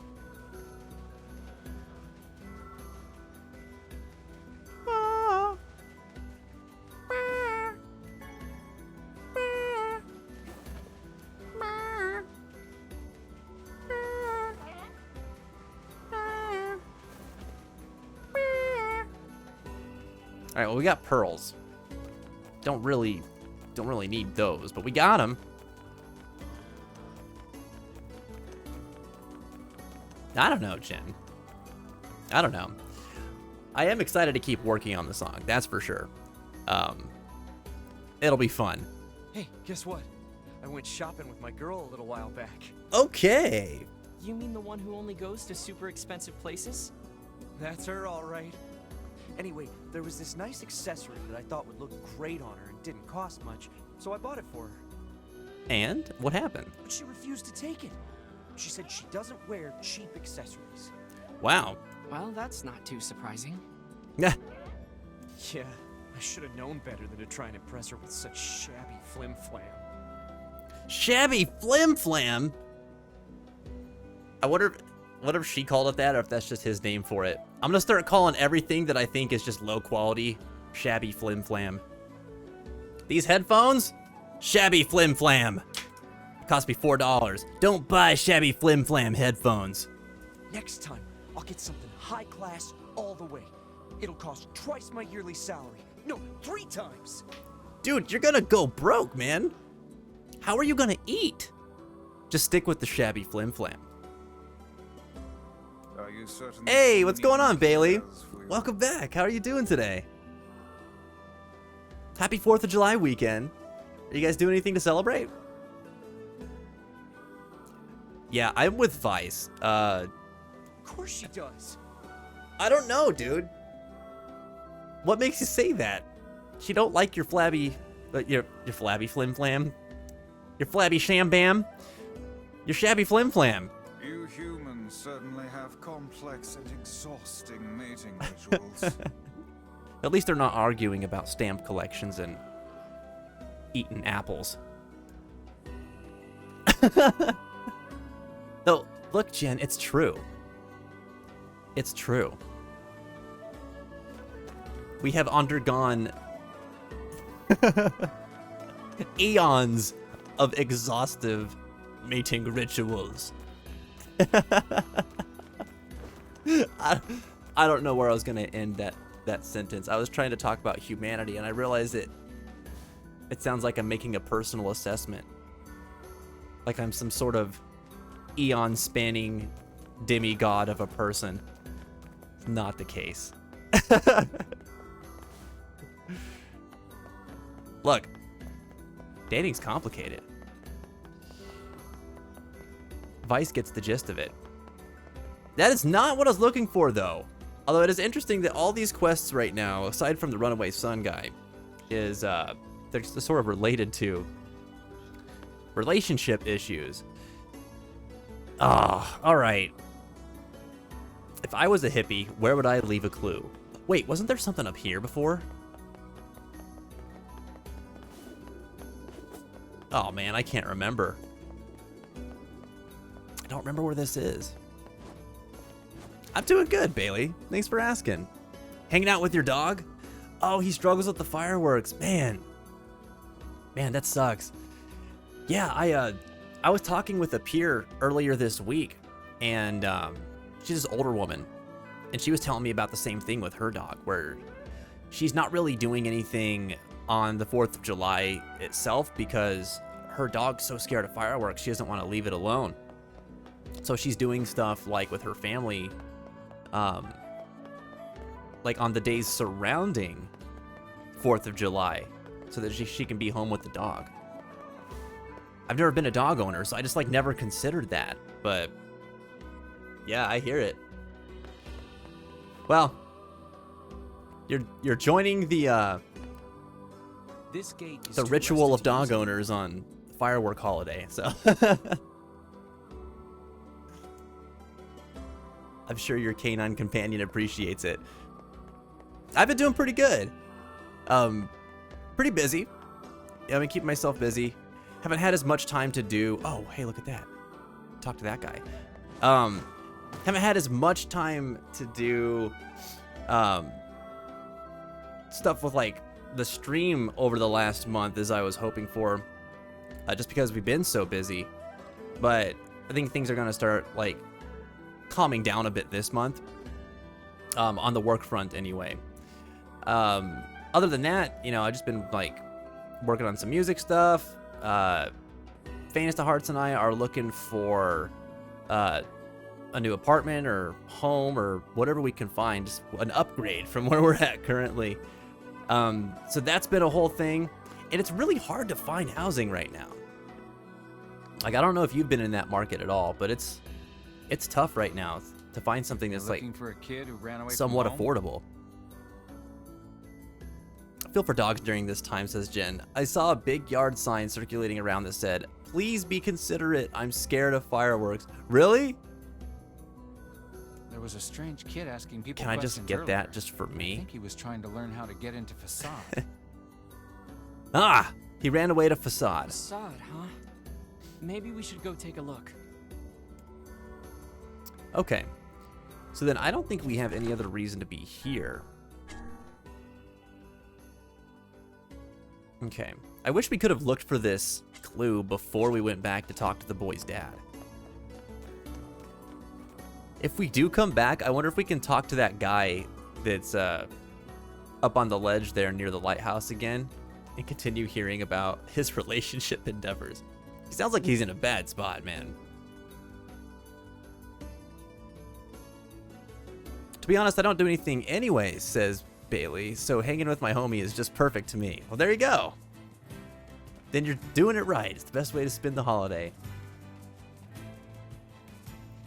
We're gonna go to a family's house, and I think we're like doing some grilling or something like that. But either way, I'm excited. It'll be a nice time. I gotta stop doing this.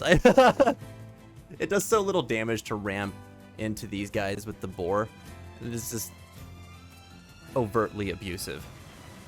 You just slap them with some magic bullets. Put them out of their misery early instead of being terrible. Or I could also just let them live, but let's be honest, I'm never gonna do that. Anyway, Cloud answered the question of the day saying, my answer's too long, so I'm just gonna post it to Discord for when we get to that section of the stream. All right, sounds good, Tanner. Thanks for the heads up. Wait, when did this guy come back?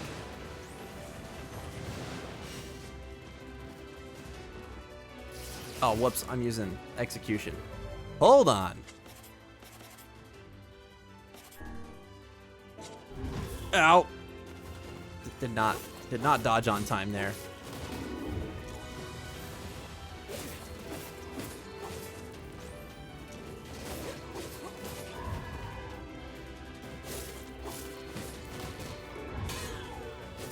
Cool.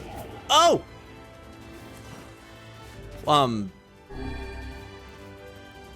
One thing I keep forgetting doesn't exist in this game is the stamina gauge, which is great. Because you can just... Oh! Well, I was going to say you could infinitely guard, but not the case for whenever they use a guard-breaking attack.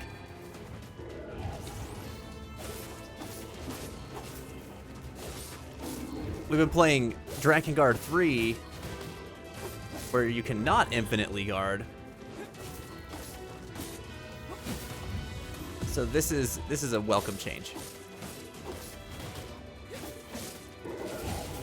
Oh, I thought that was going to hit us for sure. All right, there we go. Yeah, jump for joy, Kaine. We did it. Did he not drop a thing? Well, that's disappointing.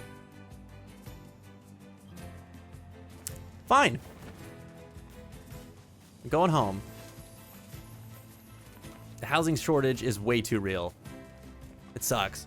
One of the reasons the house I'm working on is going to help a lot with our money situation, because its value just keeps going up. Yeah, and not only that, but right now you can sell your house for higher than what its property value actually is, and people will buy it.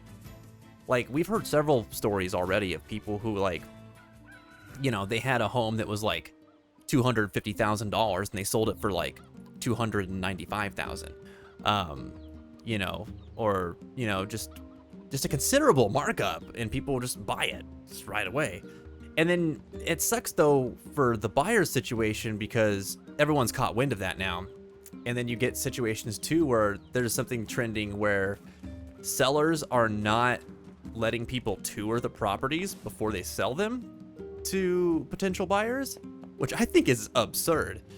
But it's because they know they're getting so many offers of people just being like, I'll just buy it right now. You don't even have to let me see it, I'll just buy it. So they just, I'm assuming, they're just deciding not to even go through that whole process. Which I think is super sus, but it's just such a weird time for it right now.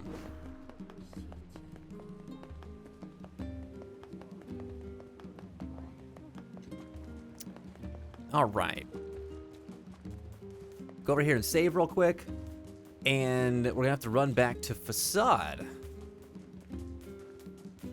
Which, that's cool. I like that place. We'll probably have some more side quests over there too. Okay, Jen. Gonna be dinner time soon. That's exciting stuff. This ain't Breath of the Wild. Wait, what did you mean?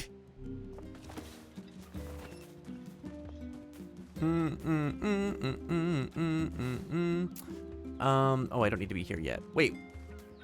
Oh, that's right. Stuff I planted just died. I'm not even gonna check it out because Just makes me sad. I'm not a good farmer. Dear Fence, today was awesome. Popola made me this huge cake that was really yummy, and everyone in the village has been wishing me happy birthday. It's fun. I feel like a princess or something. I don't feel sick at all today. In fact, I almost forgot I had this disease. So maybe you can forget about it too and come back home now?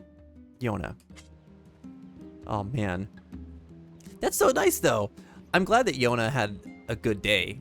Got to celebrate her birthday, but we missed it. We missed her birthday. And that's pretty sad.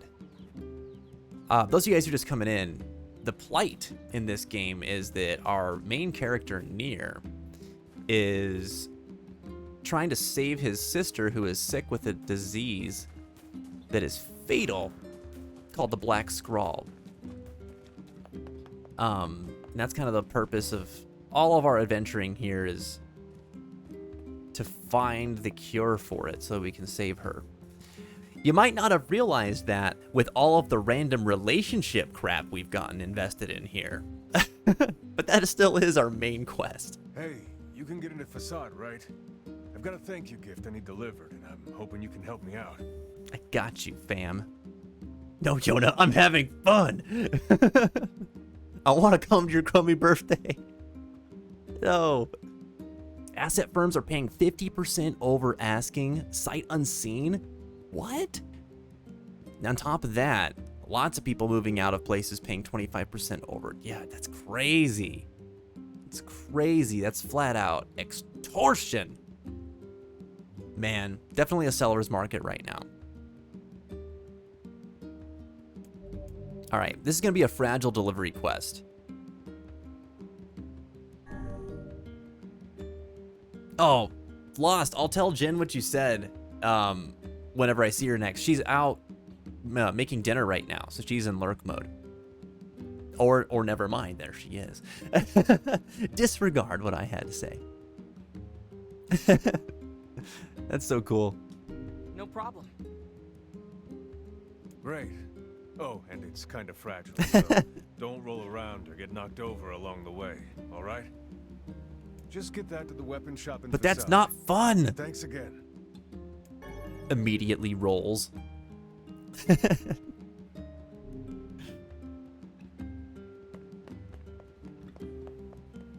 Yeah, she did say lurk. You're right. I always assume lurk means leaving the stream on and walking away. So, not really like present there, but You want to try your hand at this job? I misinterpreted that. Are you serious? Hell no. Hussies are only good for breaking things anyway. Maybe I'll start Damn. with you. Dang. That was harsh. Oh, no. Ah! Don't bring it closer to me. You big jerk. All right, we're off. We're just making a beeline straight for Facade.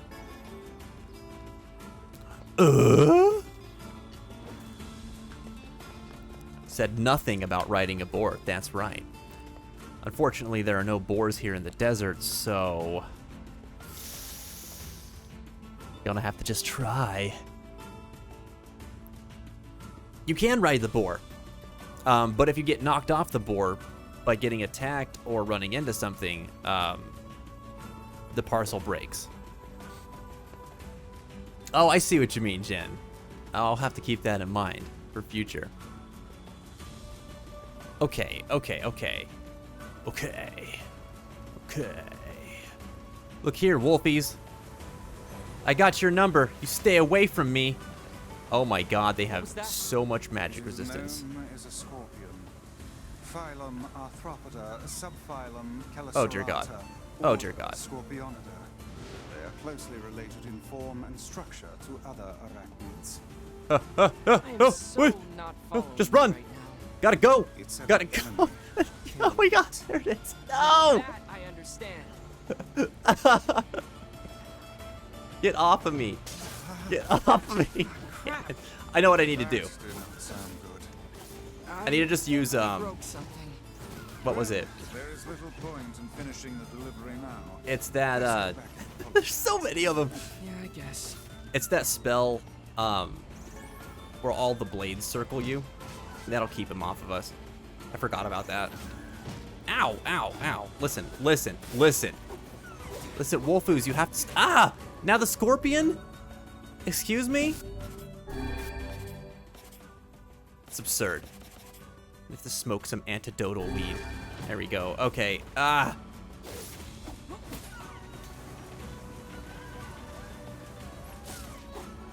They're so annoying. Oh, and that scorpion gave me the fishing tip tutorial. Fantastic. What do scorpions know about fishing?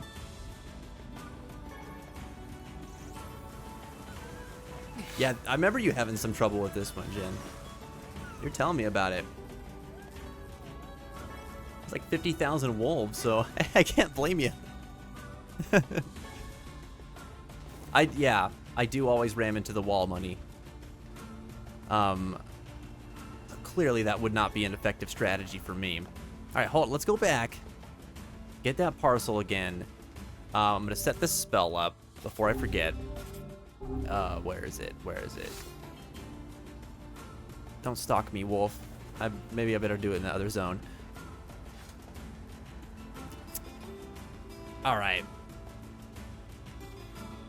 Dark Whirlwind. That's the name of the spell.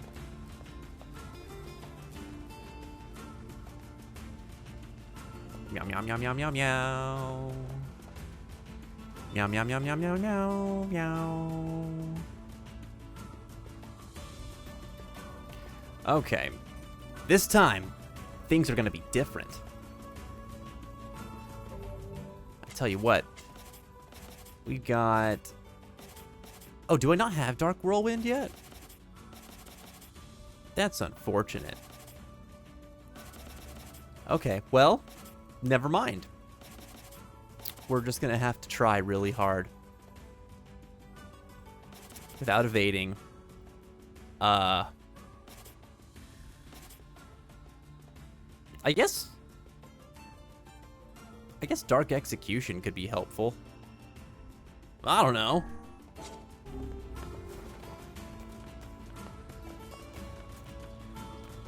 Lance is not bad either because it'll overpenetrate, but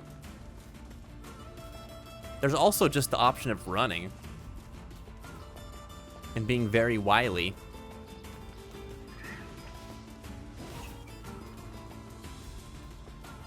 But we saw how that worked for us last time. Oh, there we go. We got a tree branch. We'll just throw it at him. They're puppies, so they'll probably just go run for it, right? The trick is to watch out for when they try to bring the stick back.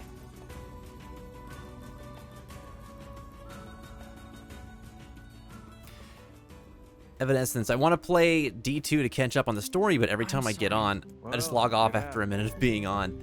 Yeah, we have been seeing things about how the story's been taken off, and one of our friends was talking to us about it when we went to visit them last week. And it's apparently nuts right now. I'm pretty tempted to jump back on.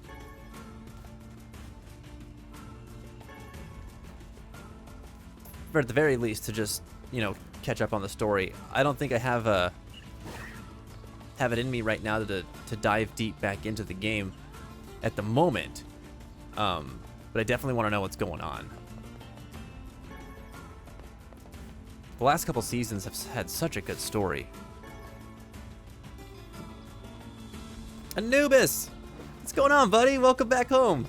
How you doing today? Wait. Et al awesome? I like that emote. Makes me want cupcakes. It's good to see you, Anubis. You just submitted your uni module for evaluation. You're on break until the 8th. Yeah, that's awesome. Good for you. So, on break until the 8th, what are you gonna be doing? How are you kicking back? I always want cupcakes, though. And who can blame you? Stay away from me, Wolfu. You just back up. Back up. Bob and weave. Bob and weave. Get him, Kaine. Oh my god. Look at, we'll just do a little zigzag. That's all we gotta do. Oh my god. Oh my god. Oh my god. They give them so much tracking. It's spooky. Stop. Stop. Stop. Stop. Leave me. Leave me be. Nope. Nope. Nope. Nope. Nope. Nope. Ah, we did it. No, go. Yes. Serpentine. Serpentine. It's got a bob and weave. Yes. All right. That's the way to do it. Serpentine, everybody. Be like Michael Scott. That's how you score a touchdown, baby. Yeah. All right. That was spooky. I thought like 3 times we were about to get tackled.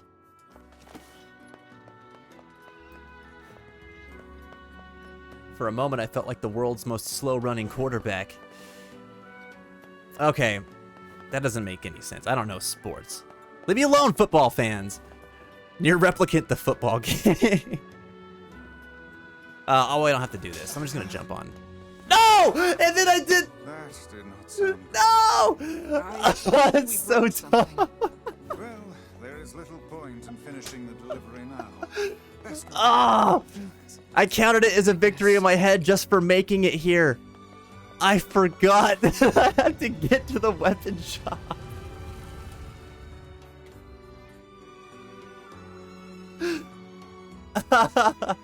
Damn. Oh no. I don't want to ride this, better break the package instead. Oh, and you guys were so nice to me for securing that little victory. Oh man. There's a lesson to be learned here about this, fam. Probably that it's really easy to count our victories early. When we accomplish one step on our way to a larger goal. Oh, feels bad, man. The lesson is that one touchdown is never enough. Oh, man.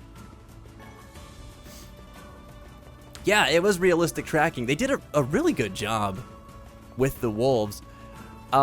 They do that in the original as well, which is pretty cool.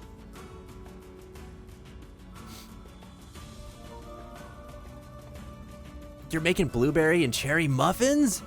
Anubis? That sounds fantastic.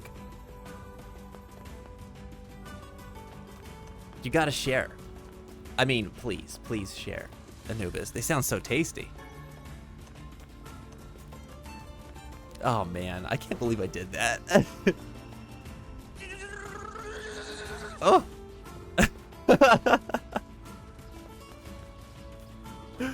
Hey, did that sound effect come through, by the way? I know we're having some trouble with that last week. Come back, lizard. Come back, lizard! It's giving me the slip. 2-possession game, baby! Alright, we're gonna get it again.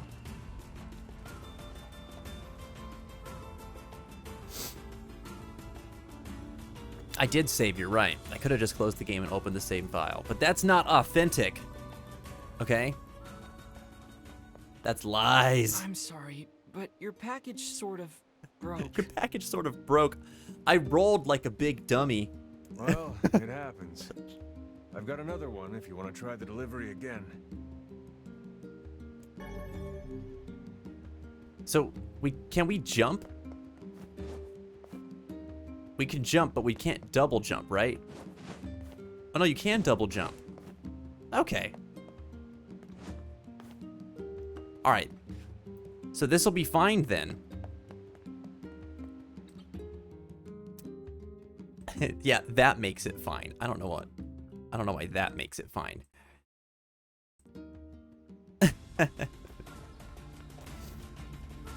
Not a fan of white chocolate, so it would work out great with me. You're not a fan of white chocolate? More for Fence. I love white chocolate. Cherry and white chocolate sounds so good. But cherry and chocolate is a pretty good combination too. Faintest of Hearts is a cheater. But is she a pumpkin eater? The answer is yes. You like dark chocolate more, Panda? I have grown to love dark chocolate over the years. White chocolate, while not really chocolate, is still my favorite. Milk chocolate, I also like. I used to not like dark chocolate at all, though, so I feel like I have made some progress. Deal with it, 159. Evanescence's biggest achievement isn't beating Titanfall 2 on the hardest difficulty. It's beating Resident Evil 7 in 6.5 hours. Nice! That's excellent. Yeah, the cool thing with Resident Evil games is a lot of them are designed to be able to be beaten within a relatively short amount of time. Oh my god! I don't know if it's still true with the later ones, but I think like in some of the classics, you could beat them within like 3.5 hours or shorter. Stay away from me! Stay away! Stay away!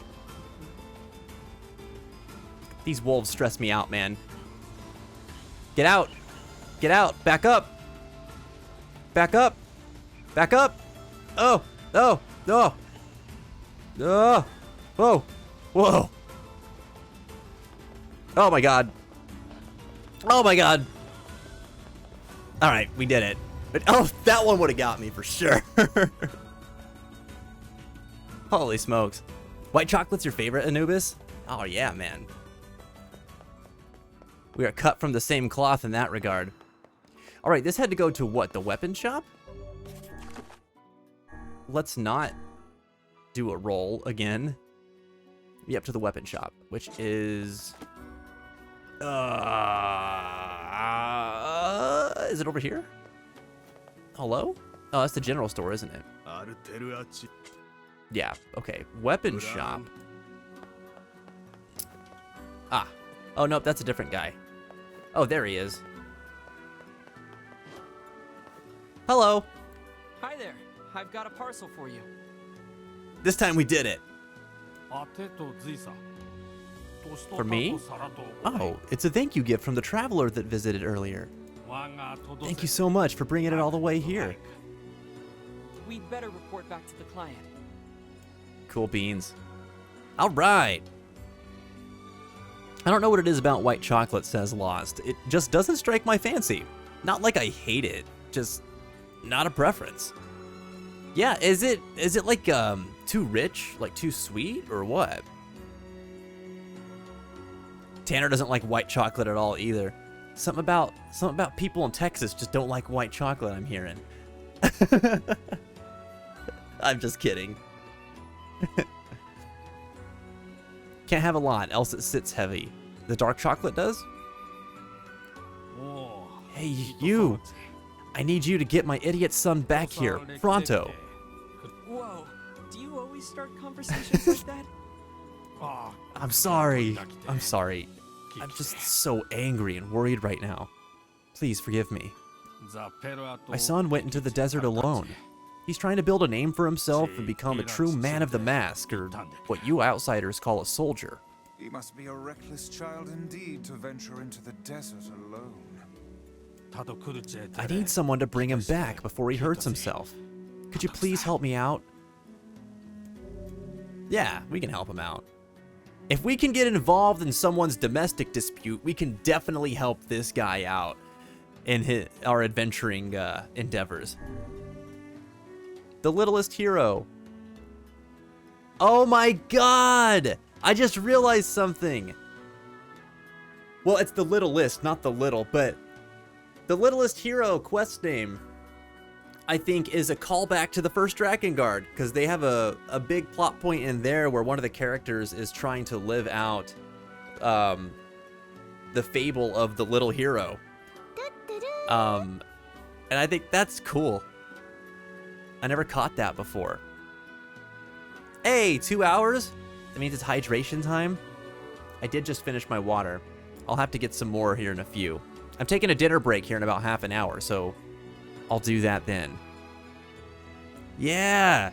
Yeah! Neat little Easter egg. I never noticed it before either. Sure, we'll take care of it. Oh, thank you so much. Cool. That's awesome. There's all sorts of little things like that in this. So good. Longer than half an hour? Okay. Well, I might get up for a second to grab some water then in that case. American white chocolate is very oversweetened, like eating a bar made of HFCS. I don't know what HFCS is. It is very sweet though.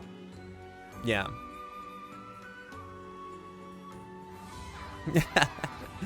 Zenith! Dude! With that raid, man, thank you so much for coming on in today and bringing your fine folks over. How are you doing? Thank you so much, man. It's good to see you. Welcome, everybody, to The Fence. I'm your host, Chris. You can call me Fence, Chris, whatever you like, really. Just don't be mean, all right? Good to see you guys here, and thank you for that follow. I really appreciate that. Hold on, I missed the lovely that just hooked us up with that. There we are, Moonlit Lilith. Thank you so much for that follow. Get those welcome commands out there and bring Lilith into the LLG family. Thank you so much. How you doing? I love the penguin emojis. Those are super cute. Don't be offensive. Oh, Shadow, you got me. Yeah, don't be offensive. All right. We're defending with defense drips right now.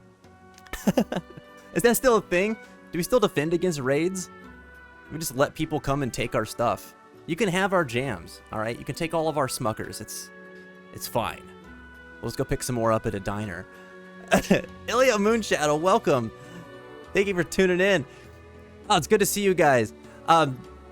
Those of you guys who have been here before, welcome back. Those of you guys who don't know, this is Fence TV. We are a community of peer support people, basically. But what that means is that this is a place where people sometimes come in and talk about their problems, to share their life stories and things that are going on in their neck of the woods. It's a zero judgment safe zone where everybody can talk about whatever it is that's going on. Share your story and be part of ours is sort of our motto. So something that helps people with that is our question of the day. So we have a question of the day every single time that we're live.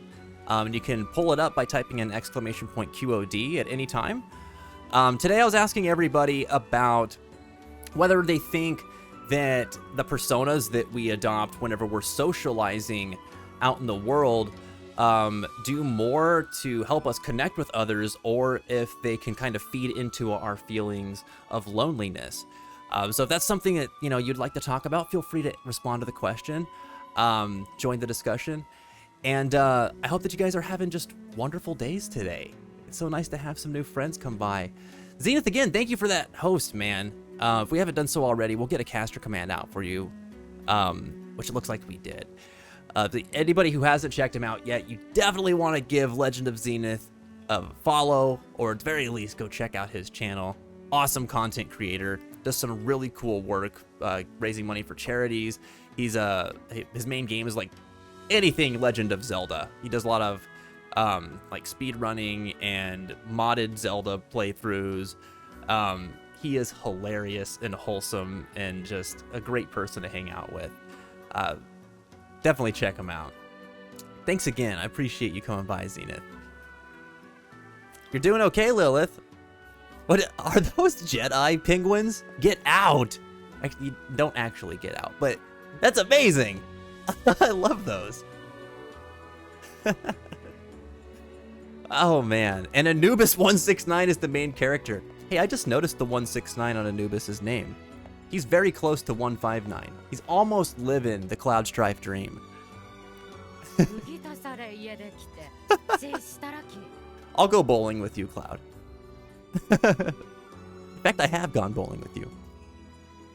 All right, so we're playing NieR Replicant, and we're just doing a lot of side questing right now. We just delivered a very fragile package through a pack of wolves.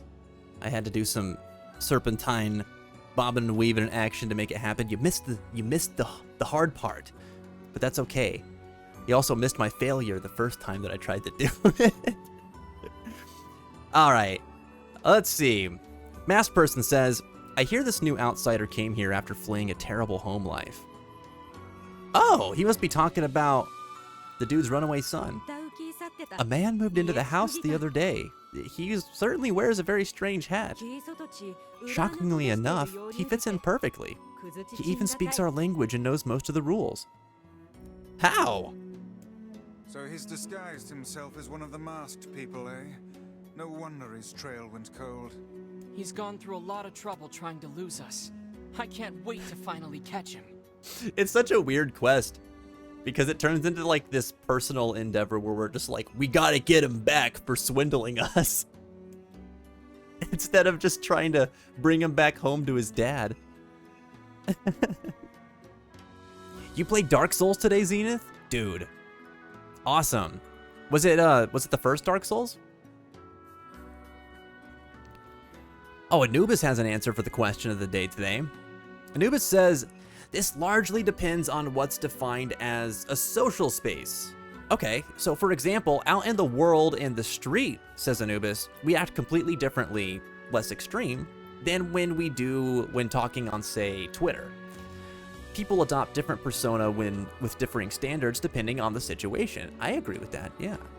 Personally, I dropped putting on a persona after a couple decades worth of it, being too tiring having multiple me's. Yeah, it's tough to juggle, right? And I think so many of us early on in our lives, we definitely do that more. Or I should rephrase it, what I said. I think that when we're younger, we have a tendency to put that persona forward more than we will whenever we get older. You know, obviously there's exceptions, but I know that whenever I was younger, I was definitely more prone to put that front up all the time. And the older I get, the more that I'm like you, Anubis, where I'm just like, you know what? I want to be more authentic. I don't want to have to put as much effort into those interactions all the time and trying to make other people like me. As a result, though, I do have a harder time making friends nowadays than I used to, as well as, you know, feeling like I'm having a meaningful connection with a new person that I meet, because we tend to, you know, not click right away like we would whenever I would put that persona up. So in a way, it's very interesting where the persona gets put forward, like we put on the mask so that we can connect with people, trying to adapt to what we think they would like, right?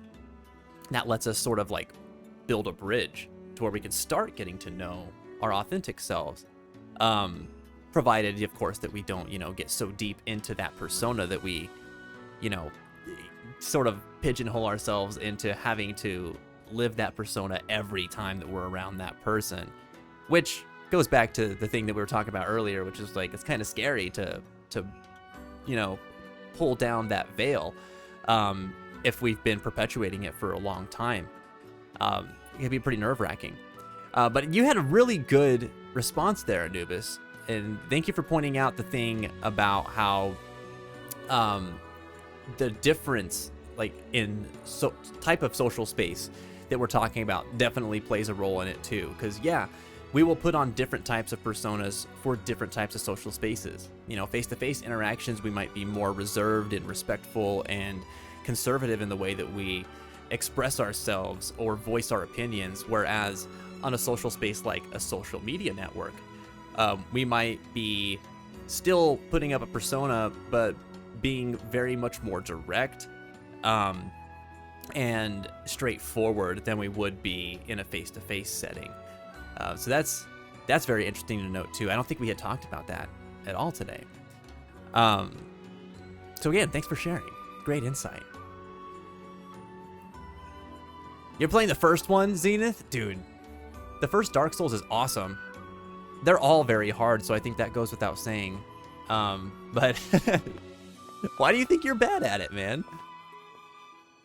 We were younger always makes me nostalgic. I feel weird saying it because I'm only 29. I'm not old by any means. But I have this mental projection of myself as like a 19-year-old. So then I'm like, oh yeah, I am older than 19. So when I was 19, I used to, he said. Hey, you want to do a poor schlub a favor? Well, always. But you have to give me one of those sweet surfboards. Anuba said, when we were younger, we're mostly prone to putting forward how we want to be seen instead of acting how we feel and being seen how we are.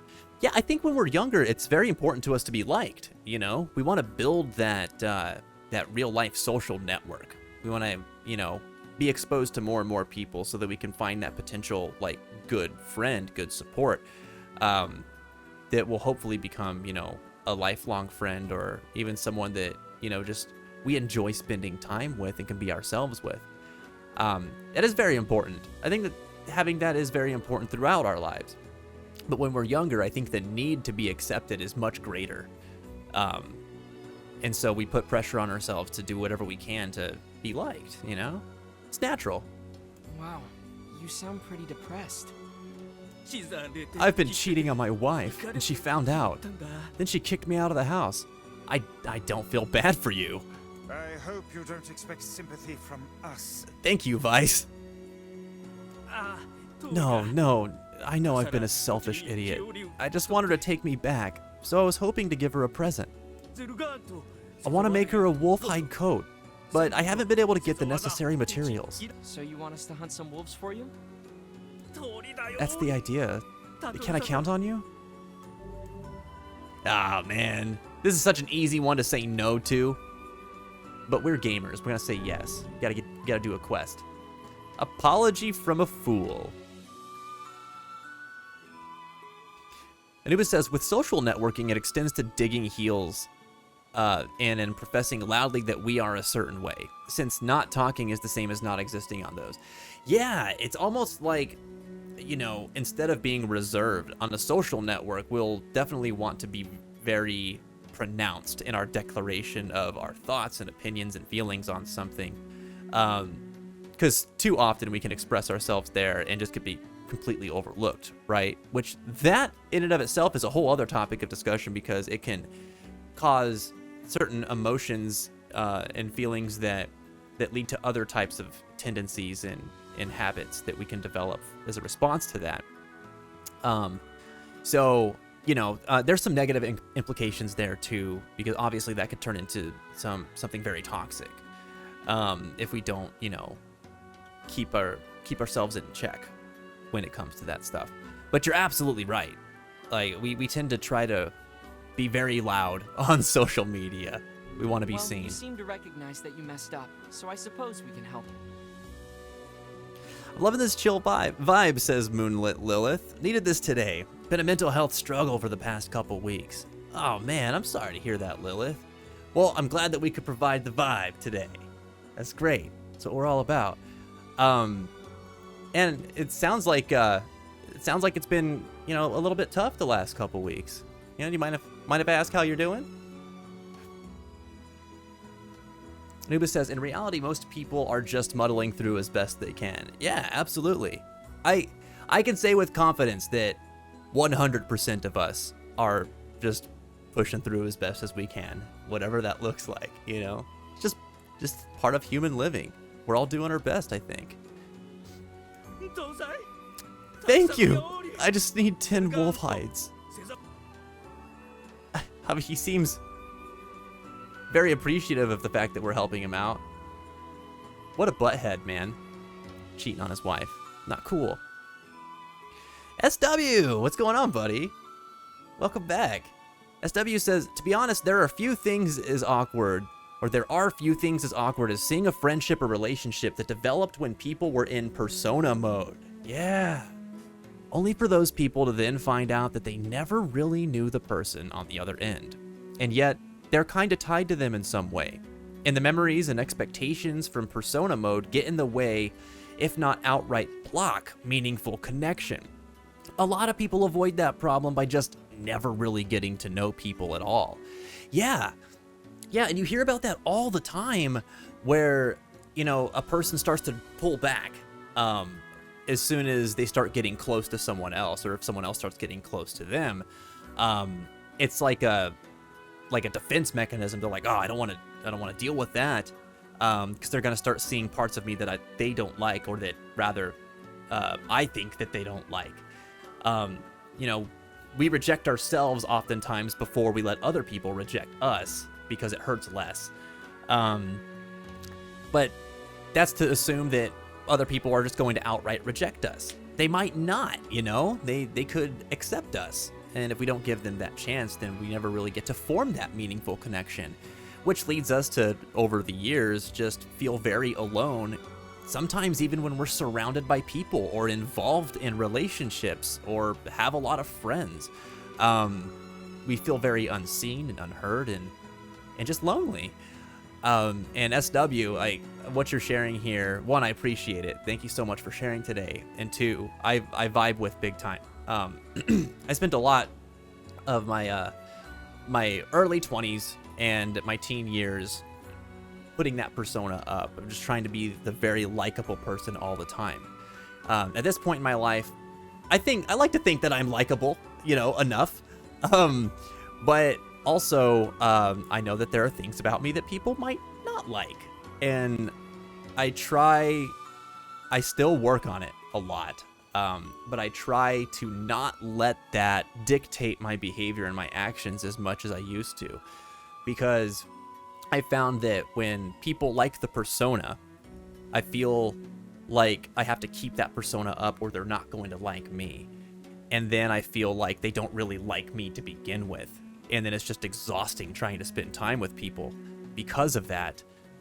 Whereas when I've looked at my friendships and relationships where I've been my authentic self and been accepted for my authenticity, it's so easy to be around those people. It's so easy to connect with those people, and it's not exhausting at all, because I can just be myself with them, and I know that it's okay. To those of you guys just coming into the stream who are coming into this conversation, there was something that was said earlier on about how that authenticity, when we put it on display, it makes us vulnerable, right? And that makes it difficult to do because, you know, it opens us up to potentially getting hurt. Maybe someone doesn't like the real us. And that's completely understandable. But at the same time, when other people see that authenticity, it kind of inspires them to be authentic as well. Because I don't think anybody is alone in the feeling of, I don't know if people are going to like the real me. Even the most likable person who seems like the life of the party and is like very sociable and engaged with other people probably has some level of fear of, if I stop being this way and people get close enough to me to, you know, learn about everything that's underneath this surface persona that I put forth all the time, they might not like me. And so they might not even realize that being authentic is an option, you know? So be authentic whenever you can. And if you can't, because it's really hard and it's scary, know that you're not alone in that feeling. Like, everybody I think feels that. I definitely do. And I stream all the time, and, you know, I go out and support people all the time, and I still feel that, you know? It's my job to be authentic, and it's still scary to do sometimes. So, like I said, you're not alone. It's a very normal thing to feel. All right, let's see. Did we already... Okay, I was hoping that we had already collected the wolf hides and didn't have to go back out and get them. Not the case. Zenith, you were stuck in an optional area that locks you in place till you beat the area. Oh no. Oh no, so you had to fight it out.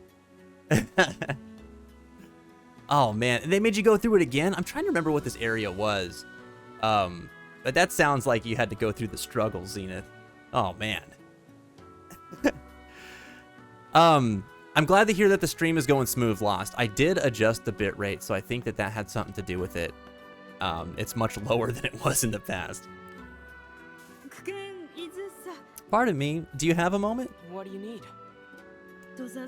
My daughter's been missing for a few days. I was wondering if you heard anything. Can't say I have. Sorry. Oh. We'll accept the quest. We gotta find the missing daughter. We gotta find the runaway boy. And we gotta save the kid from himself, apparently, who wants to become a soldier. I have a feeling that's gonna be an interesting one. The missing girl.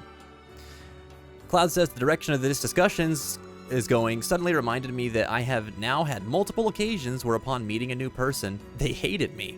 Enough to tell another person. Are you serious? Oh my gosh. Cloud, I've been your friend for a long time, so hearing this is incredibly surprising to me. Can you share more about that? Like, what happened? Like, sorry, say again? That's right. That's right. One of them was an old friend of ours. I forgot about that. Wow. Well, hey, it can happen to all of us.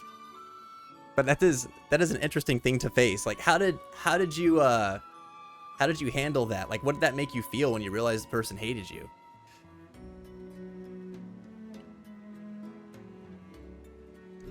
But we'd be happy to keep an eye out for her and let you know if we find anything. I need to apologize to my wife. Go forth and fetch me 20 bear asses. Does the girl have any identifying marks or scars? Nothing says I'm sorry like bear asses. Well, she's probably wearing her gold ring. It's a family heirloom I gave her a little while back, so I doubt she'd take it off.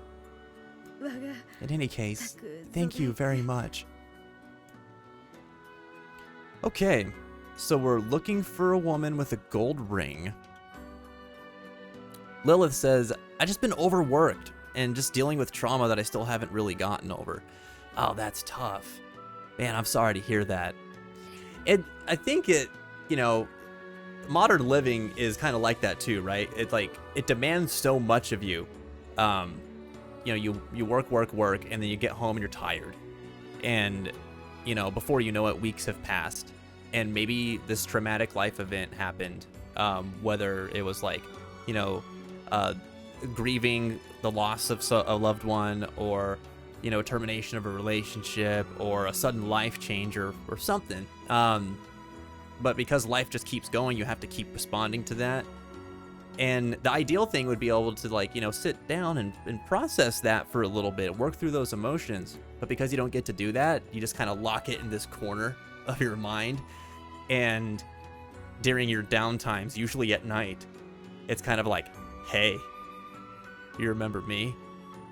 You still haven't dealt with me. You need to get rest so you can work hard tomorrow, but I'm gonna mess with you. And you're like, oh my God, just, not now, And it doesn't ever really go away until you start to work through it. But then finding the time to work through it, or the energy even. You might have the time, but you might not have the energy. That becomes the dilemma. Boy, I feel for you there.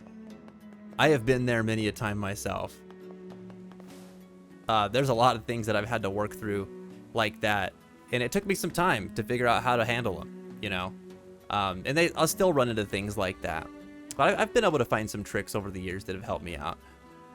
This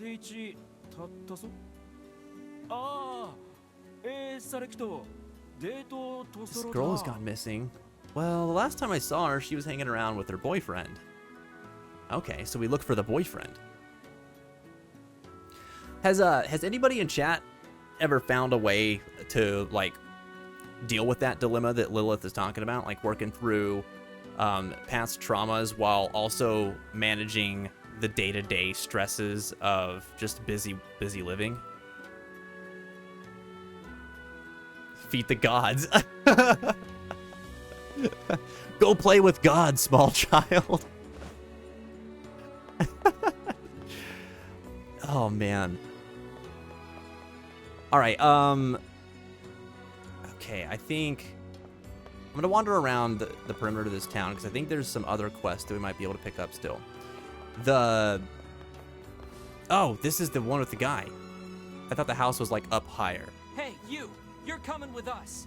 You're coming with us. No, man, I'm not. Leave me alone. Oh man, why you gotta be all like following me and stuff? Man? Fine, let me just pack and then I'll... Oh my gosh, there's a giant shade behind you! Behind you! Huh? And he's gone. Oh, are you kidding me? He surely aims to flee the city, though he can't have gone very far yet. Oh my goodness. I love this quest. I forgot how fun it is. Alright, that's not a quest giver. Ugh. SW said, life has been stressful. Trying to find a place to move has been a complete crap show. I have a credit score of 760, and that doesn't mean all that much when I'm a college student who can't show proof of 2.5 to 4 times the income compared to the rent. Dude, we are facing that right now too, SW. I am sorry to hear you're going through that. We were just talking about how crappy the housing situation is right now. It is not a buyer's market whatsoever. It's so frustrating, man. Takes a lot of effort and a lot of frustration, says Anubis, to come to the conclusion that you don't need to be liked by everyone. Not necessarily disliked either. Just a null indifference is okay too. Yeah. Yeah. It's okay not to be liked. And that's a scary thing to think about, but you know, it's true. It's okay not to be liked. It's freeing when you make that realization too, because it's like, oh my gosh, someone cannot like me and I'm not gonna burst into flames. And they're not gonna burst into flames either. It can just be a thing, you know? That's totally fine. I think we live our lives in a much, in a way that's filled with much less stress whenever we do that too. Wow, this is a very sunny plaza. The missing girl? I could have sworn she was shopping. She was could have sworn she was shopping with someone at the Strange Things store. The Strange Things store? I was just there. That's the dude who's cheating on his wife. It's an interesting QOD tangent. I feel like the word persona carries a lot more transformative of a meaning to other people than it does to me. Really? Would you care to explain that? Like what you mean by that? Panda Berry says, I'm overworked too. Been trying to adjust to new job responsibilities. Oh, really? Now, do you mind if I ask, what do you do, Panda? Are you the one who saved our king?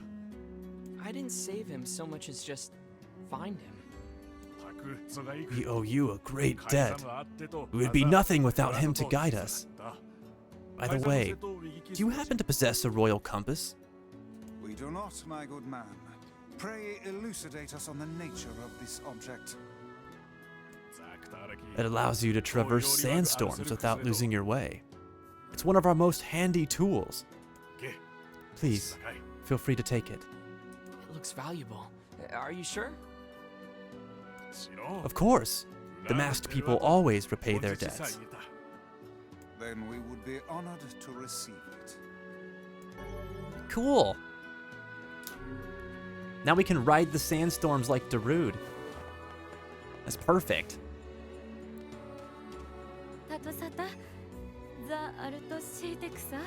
Would you lend an ear to my problems, traveler? What's up?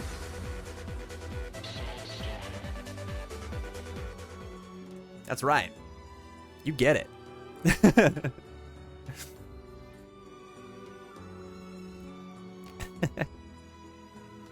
Lilith says, oh my god, that's me. It's on my mind all the time and I've just been a crying mess. Oh, dude, I'm so sorry. I'm so sorry. It like I said, it happens to the best of us and it's tough to work through. You know, I think that there's not a lot of things that are going to be like, hey, you should take time to work on this. So we have to kind of do that for ourselves whenever we can find the time. I'll share with you a little bit of like what I do, Lilith, and anybody else in chat too who deals with this. What we're talking about, just to clarify, is having traumas that follow us, where we get so caught up in our day-to-day life, we don't have time to process and deal with those traumas, and so they just sort of eat away at us day in and day out because we haven't dealt with it.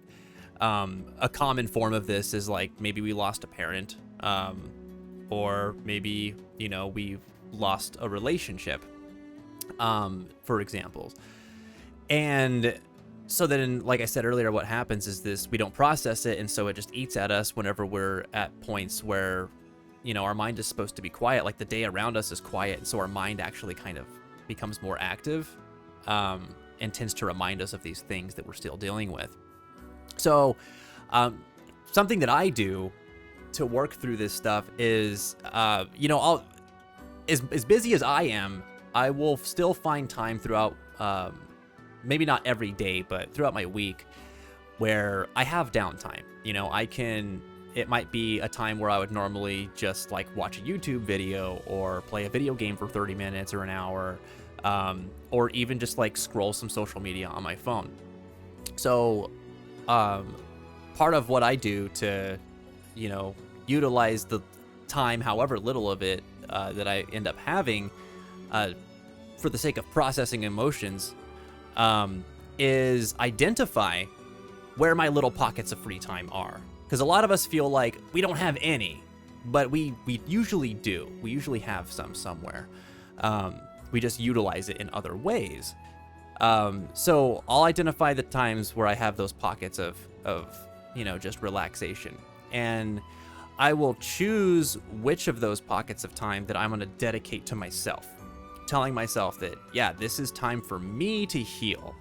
And I'll use that time to either journal, meditate, and meditation can take many different forms. It doesn't have to just be the traditional, like sitting on the floor, you know, with your hands up like this or something. Like it can be just hanging out, listening to music, being alone with your thoughts, letting yourself explore what it is that you're feeling. Whatever allows you to just be alone with your thoughts and let your thoughts flow, that can be considered meditation. So that's the most important thing that I do, is allowing myself to meditate. And the reason why that's so important is because when you do that, a lot of times your mind just starts racing, and it will just be hitting you with thought after thought after thought. A lot of times they're stressful or anxiety inducing. And our natural tendency is to try to avoid that. I don't want to think about that. That hurts. That makes me sad. That makes me anxious or scared or something. I'm going to watch YouTube. I'm going to play a game so I don't have to feel that way. But what works for me is as soon as I feel that, I consciously make an effort to be like, okay, this stresses me out. Thinking about this hurts me right now. And then just let it happen. Remind myself, I've dedicated this time to do this. Just let it happen. If it makes me want to cry, that's fine. Cry. If it makes me like fidgety and anxious or feel weird, that's fine. Just let that happen. And, you know, work through it. And then you take that time to do that, and then eventually it's going to pass. It feels like sometimes, especially with trauma, like it's going to overtake you and completely override your whole life, and you're never going to recover. But when you let yourself go through it and experience it, and especially when you're meditating, you can kind of be conscious of what you're thinking and what you're feeling, why you're thinking and feeling that way.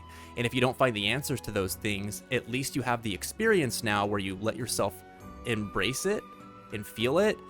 And when you think back on it later, you can remember how that happened. And over time, the more you do this, or rather I should say, the more that I did this, the more I felt less weight from whatever that trauma was that was always there. It helped me to feel lighter over time. And sometimes this process, depending on what it is that I was going through, took weeks. Sometimes it only took a few days. Other times it took years. You know, for example, there was a breakup that I had gone through in a pretty toxic relationship that I was involved in for a very long time. And it took me a solid like 3.5 years of processing to just work through it and come to terms with it and then be okay. And what I mean by be okay is, you know, get to that point where like I could think about it and it wouldn't put me into like any sort of negative space, or I wouldn't become, you know, emotionally compromised in some way. And I will say, for transparency's sake, for the first year after that, I spent a ridiculous amount of time just sitting in my apartment by myself, thinking and letting myself go through that. Intentionally making that time for myself whenever I had free time. And it was work, but it paid off. Some of these things follow us throughout our whole lives, guys. And so, you know, that's why meditation for me was so important. And it was something that I learned through therapy. You know, I didn't just have this ability to do it. I was talking to, you know, my supports about how to get through this. And that was one of the things that they recommended. And that's why I'm sharing this example here. So, you know, that's something that I did that helped me with that. And it's something I still use today. So if that helps, at the very least provides some insight into how a person can, you know, work through this stuff. Or even just to point out that you can work through it as a busy adult in a modern life. I hope that helps a little bit. Lilith and anybody else out there who's facing a similar type of thing. It's tough out there, guys. Trauma is one of the hardest things to work through, I think. But it can be done. Just be patient with yourselves, be kind to yourselves, and take it one day at a time. It's the best thing that we can do. Hang in there, guys. All right. Where are we at here? We're listening to this woman's troubles. And I know I'm behind on some chat, and I missed some messages and things, so I apologize, folks who I had missed some of the messages from. But, you know, we got a pretty in-depth, quick-moving chat here. We're getting ready to have some dinner here soon. I can kind of smell it. I don't think it's ready yet, but when it is, I'll be taking about a half-hour break, and when we come back, we'll have a focused discussion on the question of the day and continue this conversation and see where it takes us. But like I said, that's coming up. It's not happening just yet. My daughter's birthday is coming up, and I want to cook her something special. But Rule 8614 states that parents cannot purchase food for their children's birthday feasts. Would you be willing to help me? This does seem like a wild rule. What would the purpose of this rule be, though? Yeah, we'll accept the quest. Someone's gotta. Alright, cool. Item unknown. For something like this? Of course. Thank you so much. I need you to bring me 10 round striped food objects. 10 round striped food objects. Oh, she needs watermelon. I think you'll need to be more specific.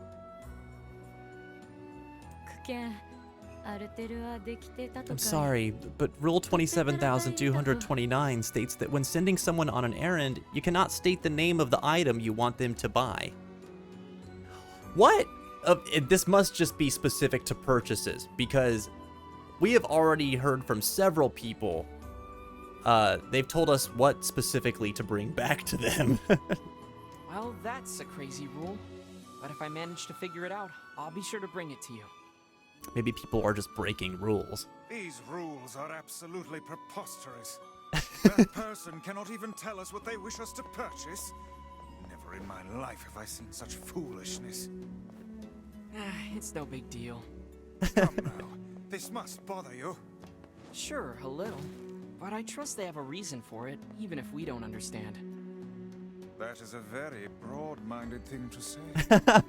Are you feeling well? That was almost a compliment. NieR's a good boy. Lilith works 40 hours a week teaching 34 to 5-year-olds in a preschool. And then I get home, I'm alone, and I'm just in tears all the time.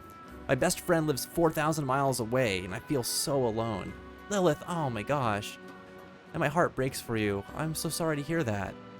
Yeah, well, one, let me tell you, you're doing excellent work.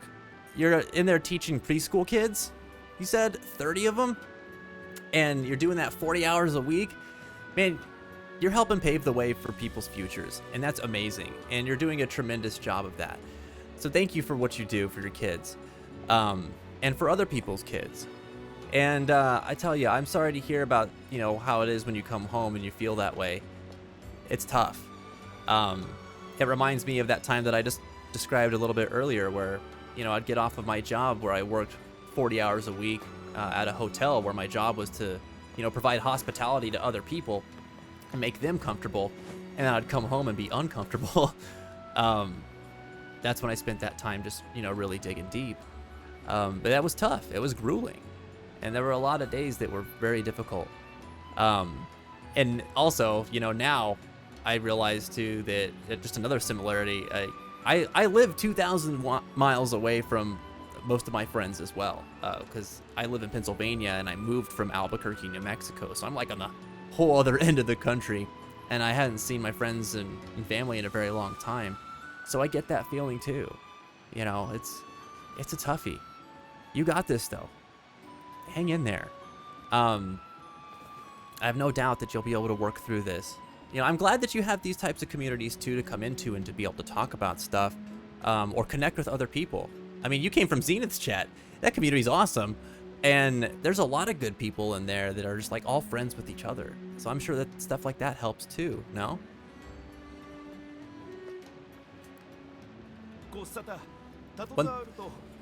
One thing I want to share with this is that, you know, sometimes these situations, like what I'm doing right now, I'm trying to, you know,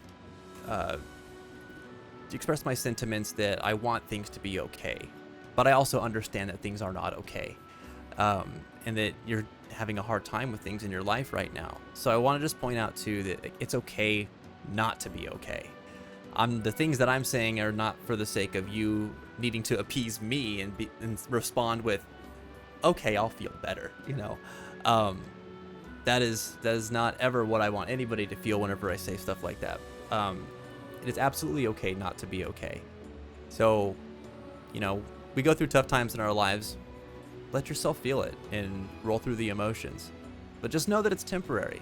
These things have a way of turning around over time. You just gotta work through it. What is it? Rule 56,908 says that in order to strengthen community solidarity, we must interact with others on a regular basis.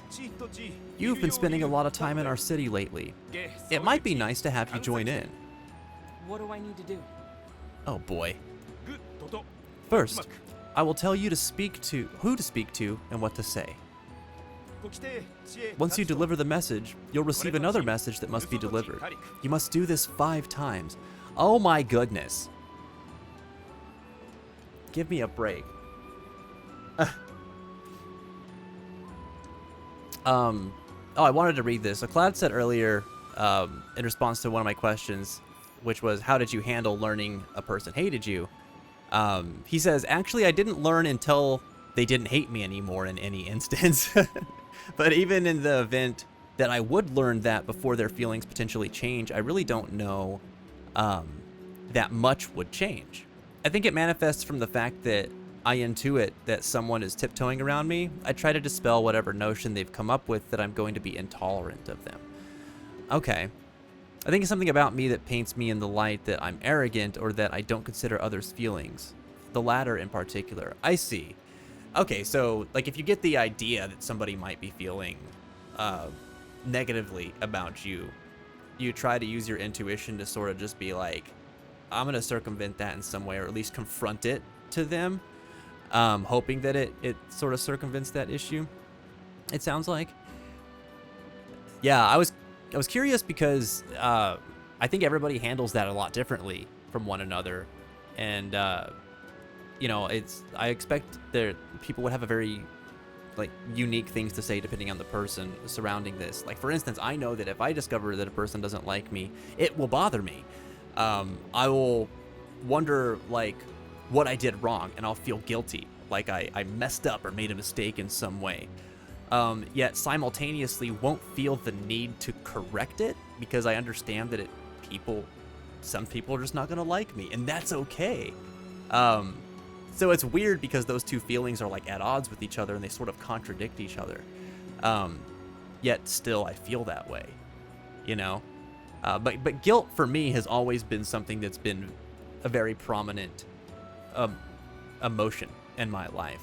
So it's really easy for me to feel guilty about something, even if it might not necessarily be my fault. If I could have just had a hand in it, then I think somewhere in my subconscious, feel like I have to take responsibility for it. So anyway, thank you for sharing.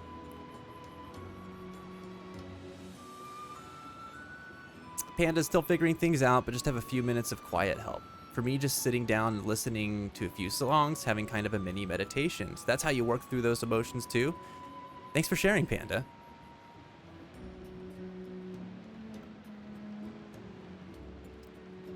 Let's see. So again, I know I'm missing some messages here, so I apologize for that, guys. I am bouncing back up to current now.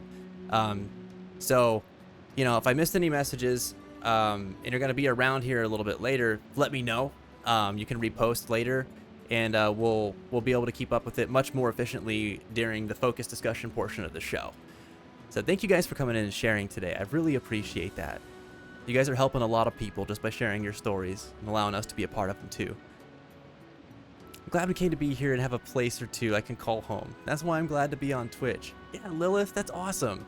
That's what it's all about. That's one of the things that attracted me to Twitch so much too. I felt like it was just a strong community, you know? So many different types of people, and so many people were allowed to be themselves together. And depending on the community, you could be very accepted for it. And I just loved that. I just love that. I've been around here for like 7 years now, and that's the idea I still hang on to every time I think about the platform, and it's why I love it so much too. So I totally know what you're saying. It's an awesome place. And I agree with Anubis. You're automatically a badass. Yen, what's going on? Welcome back home. How are you doing today? Happy 4th of July weekend. All right, back to the Masked Soldier. It says, if you make a mistake, you must start over from the beginning. So remember, he's asking us to go to a particular person and tell them a particular message that he's going to tell us. We have to do this 5 times. The recipient knows what message you'll have, so don't try to cheat your way out of the obligation. Do you truly think this is the best way to increase community solidarity? I'm sorry, but it's a rule. Will you please consider it? All right. Hey, I'm all for making friends. Let's do it. Thank you. Here's the first message. The recipient is the person guarding the left side of the exit. The message is, the masked people respect their rules. I wish you good luck. This Cool. is one strange game. This is one strange city. That's not untrue. Speaking of which, What? I trust you have not forgotten the message. We'll see.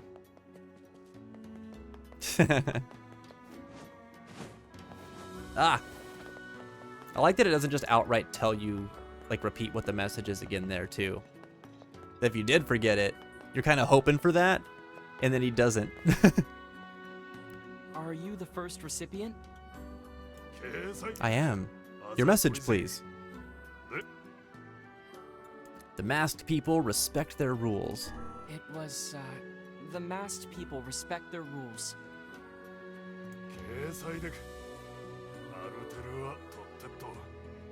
Correct. Rules are the most precious thing we have. Now, for your next message. The recipient is he who protects the king's left. The message is, the men of the mask work for the king. So the men of the mask, as we learned from the other townsperson whose son went off to join them, are soldiers. So they're there to work for the king and protect him. In adherence with the rules, I will guide you. Where are you headed? We're going to the mansion.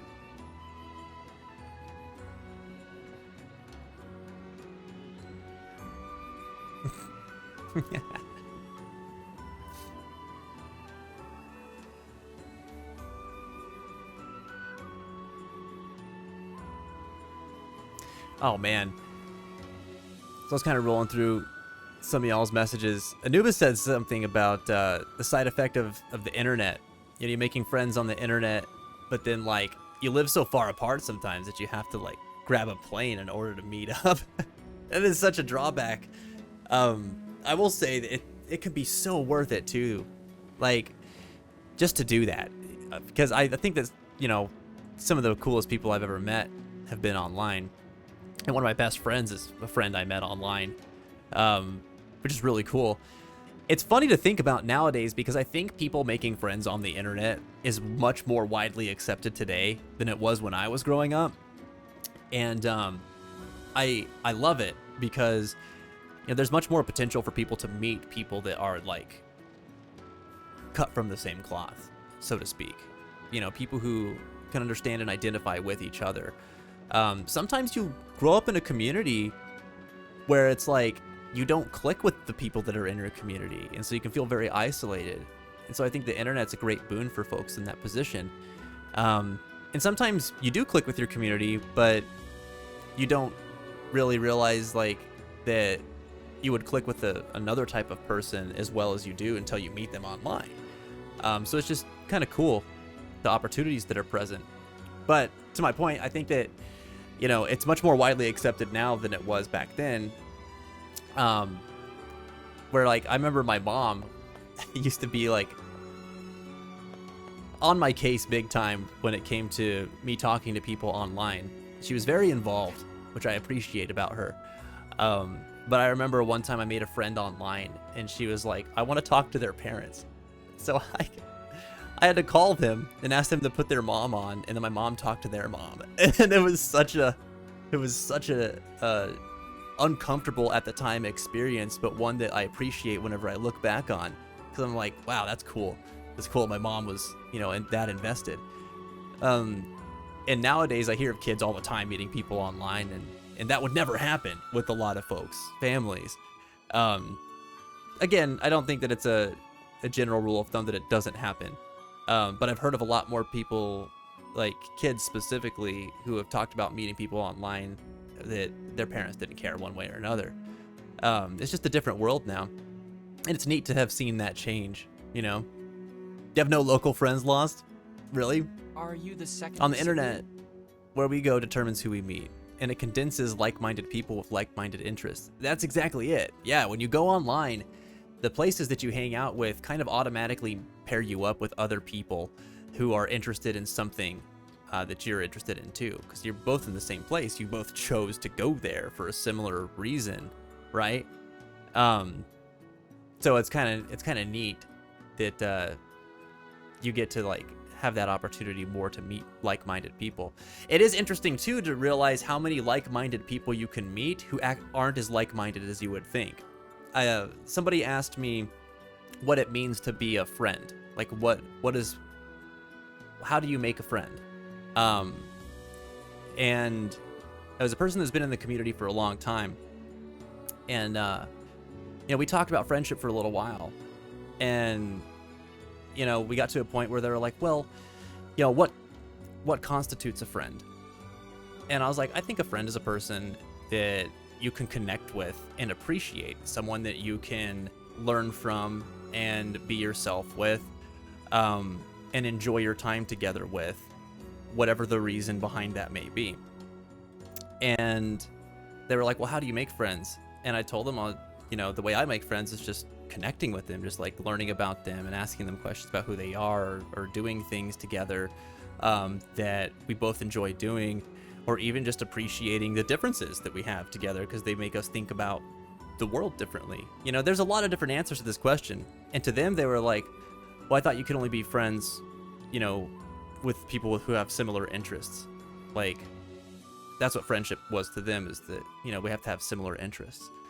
And I was like, that's so interesting, because I started thinking about, like, my friends, and I was like, so many of my friends are not interested in the things that I'm interested in, and I don't really care much about the things that they're interested in. Not that I don't care that they care about those things, but, like, I'm not personally invested in those things myself. And so it was a really interesting and enlightening conversation that we had, But bringing it back to what I'm talking about here, it again is very interesting that, you know, sometimes you make friends because you have similar interests, but you guys butt heads all the time or you don't really get along socially. And some folks, I think, might walk away from that experience confused. You know, they're like, well, I thought we could be friends because we like the same things, so why are we not getting along? And some people have talked to me about that and felt like something was wrong with them. Nothing's wrong with you. It's just you can like the same things and also not appreciate being around each other. You know, I think friendship can be a complicated thing. It's dinner time. All right, Yin. I did see that you got a response here to the question of the day. So Keepers of the Fence. You guys can decide who wants to log the messages, but please get the QOD response and any QOD response that I might have missed today. Excuse me. Go ahead and put that in the Keepers camp. When we come back from dinner in half an hour, chat, we'll be going into our focus discussion, and we'll continue the topic of the question of the day, and I'll get to anybody's responses that I might have missed. All right. Thank you guys so much for tuning in and for sharing your stories and being part of ours. If you have to go during the break, that's no problem. I hope you have a wonderful rest of your weekend, and enjoy the holiday. Be kind and good to yourselves and keep your heads up and your hearts strong. Otherwise, I'll see the rest of you guys here in the next half an hour. It's 8:03 right now, so I'll be back at 8:33 here. All right, enjoy the break. See you in a bit.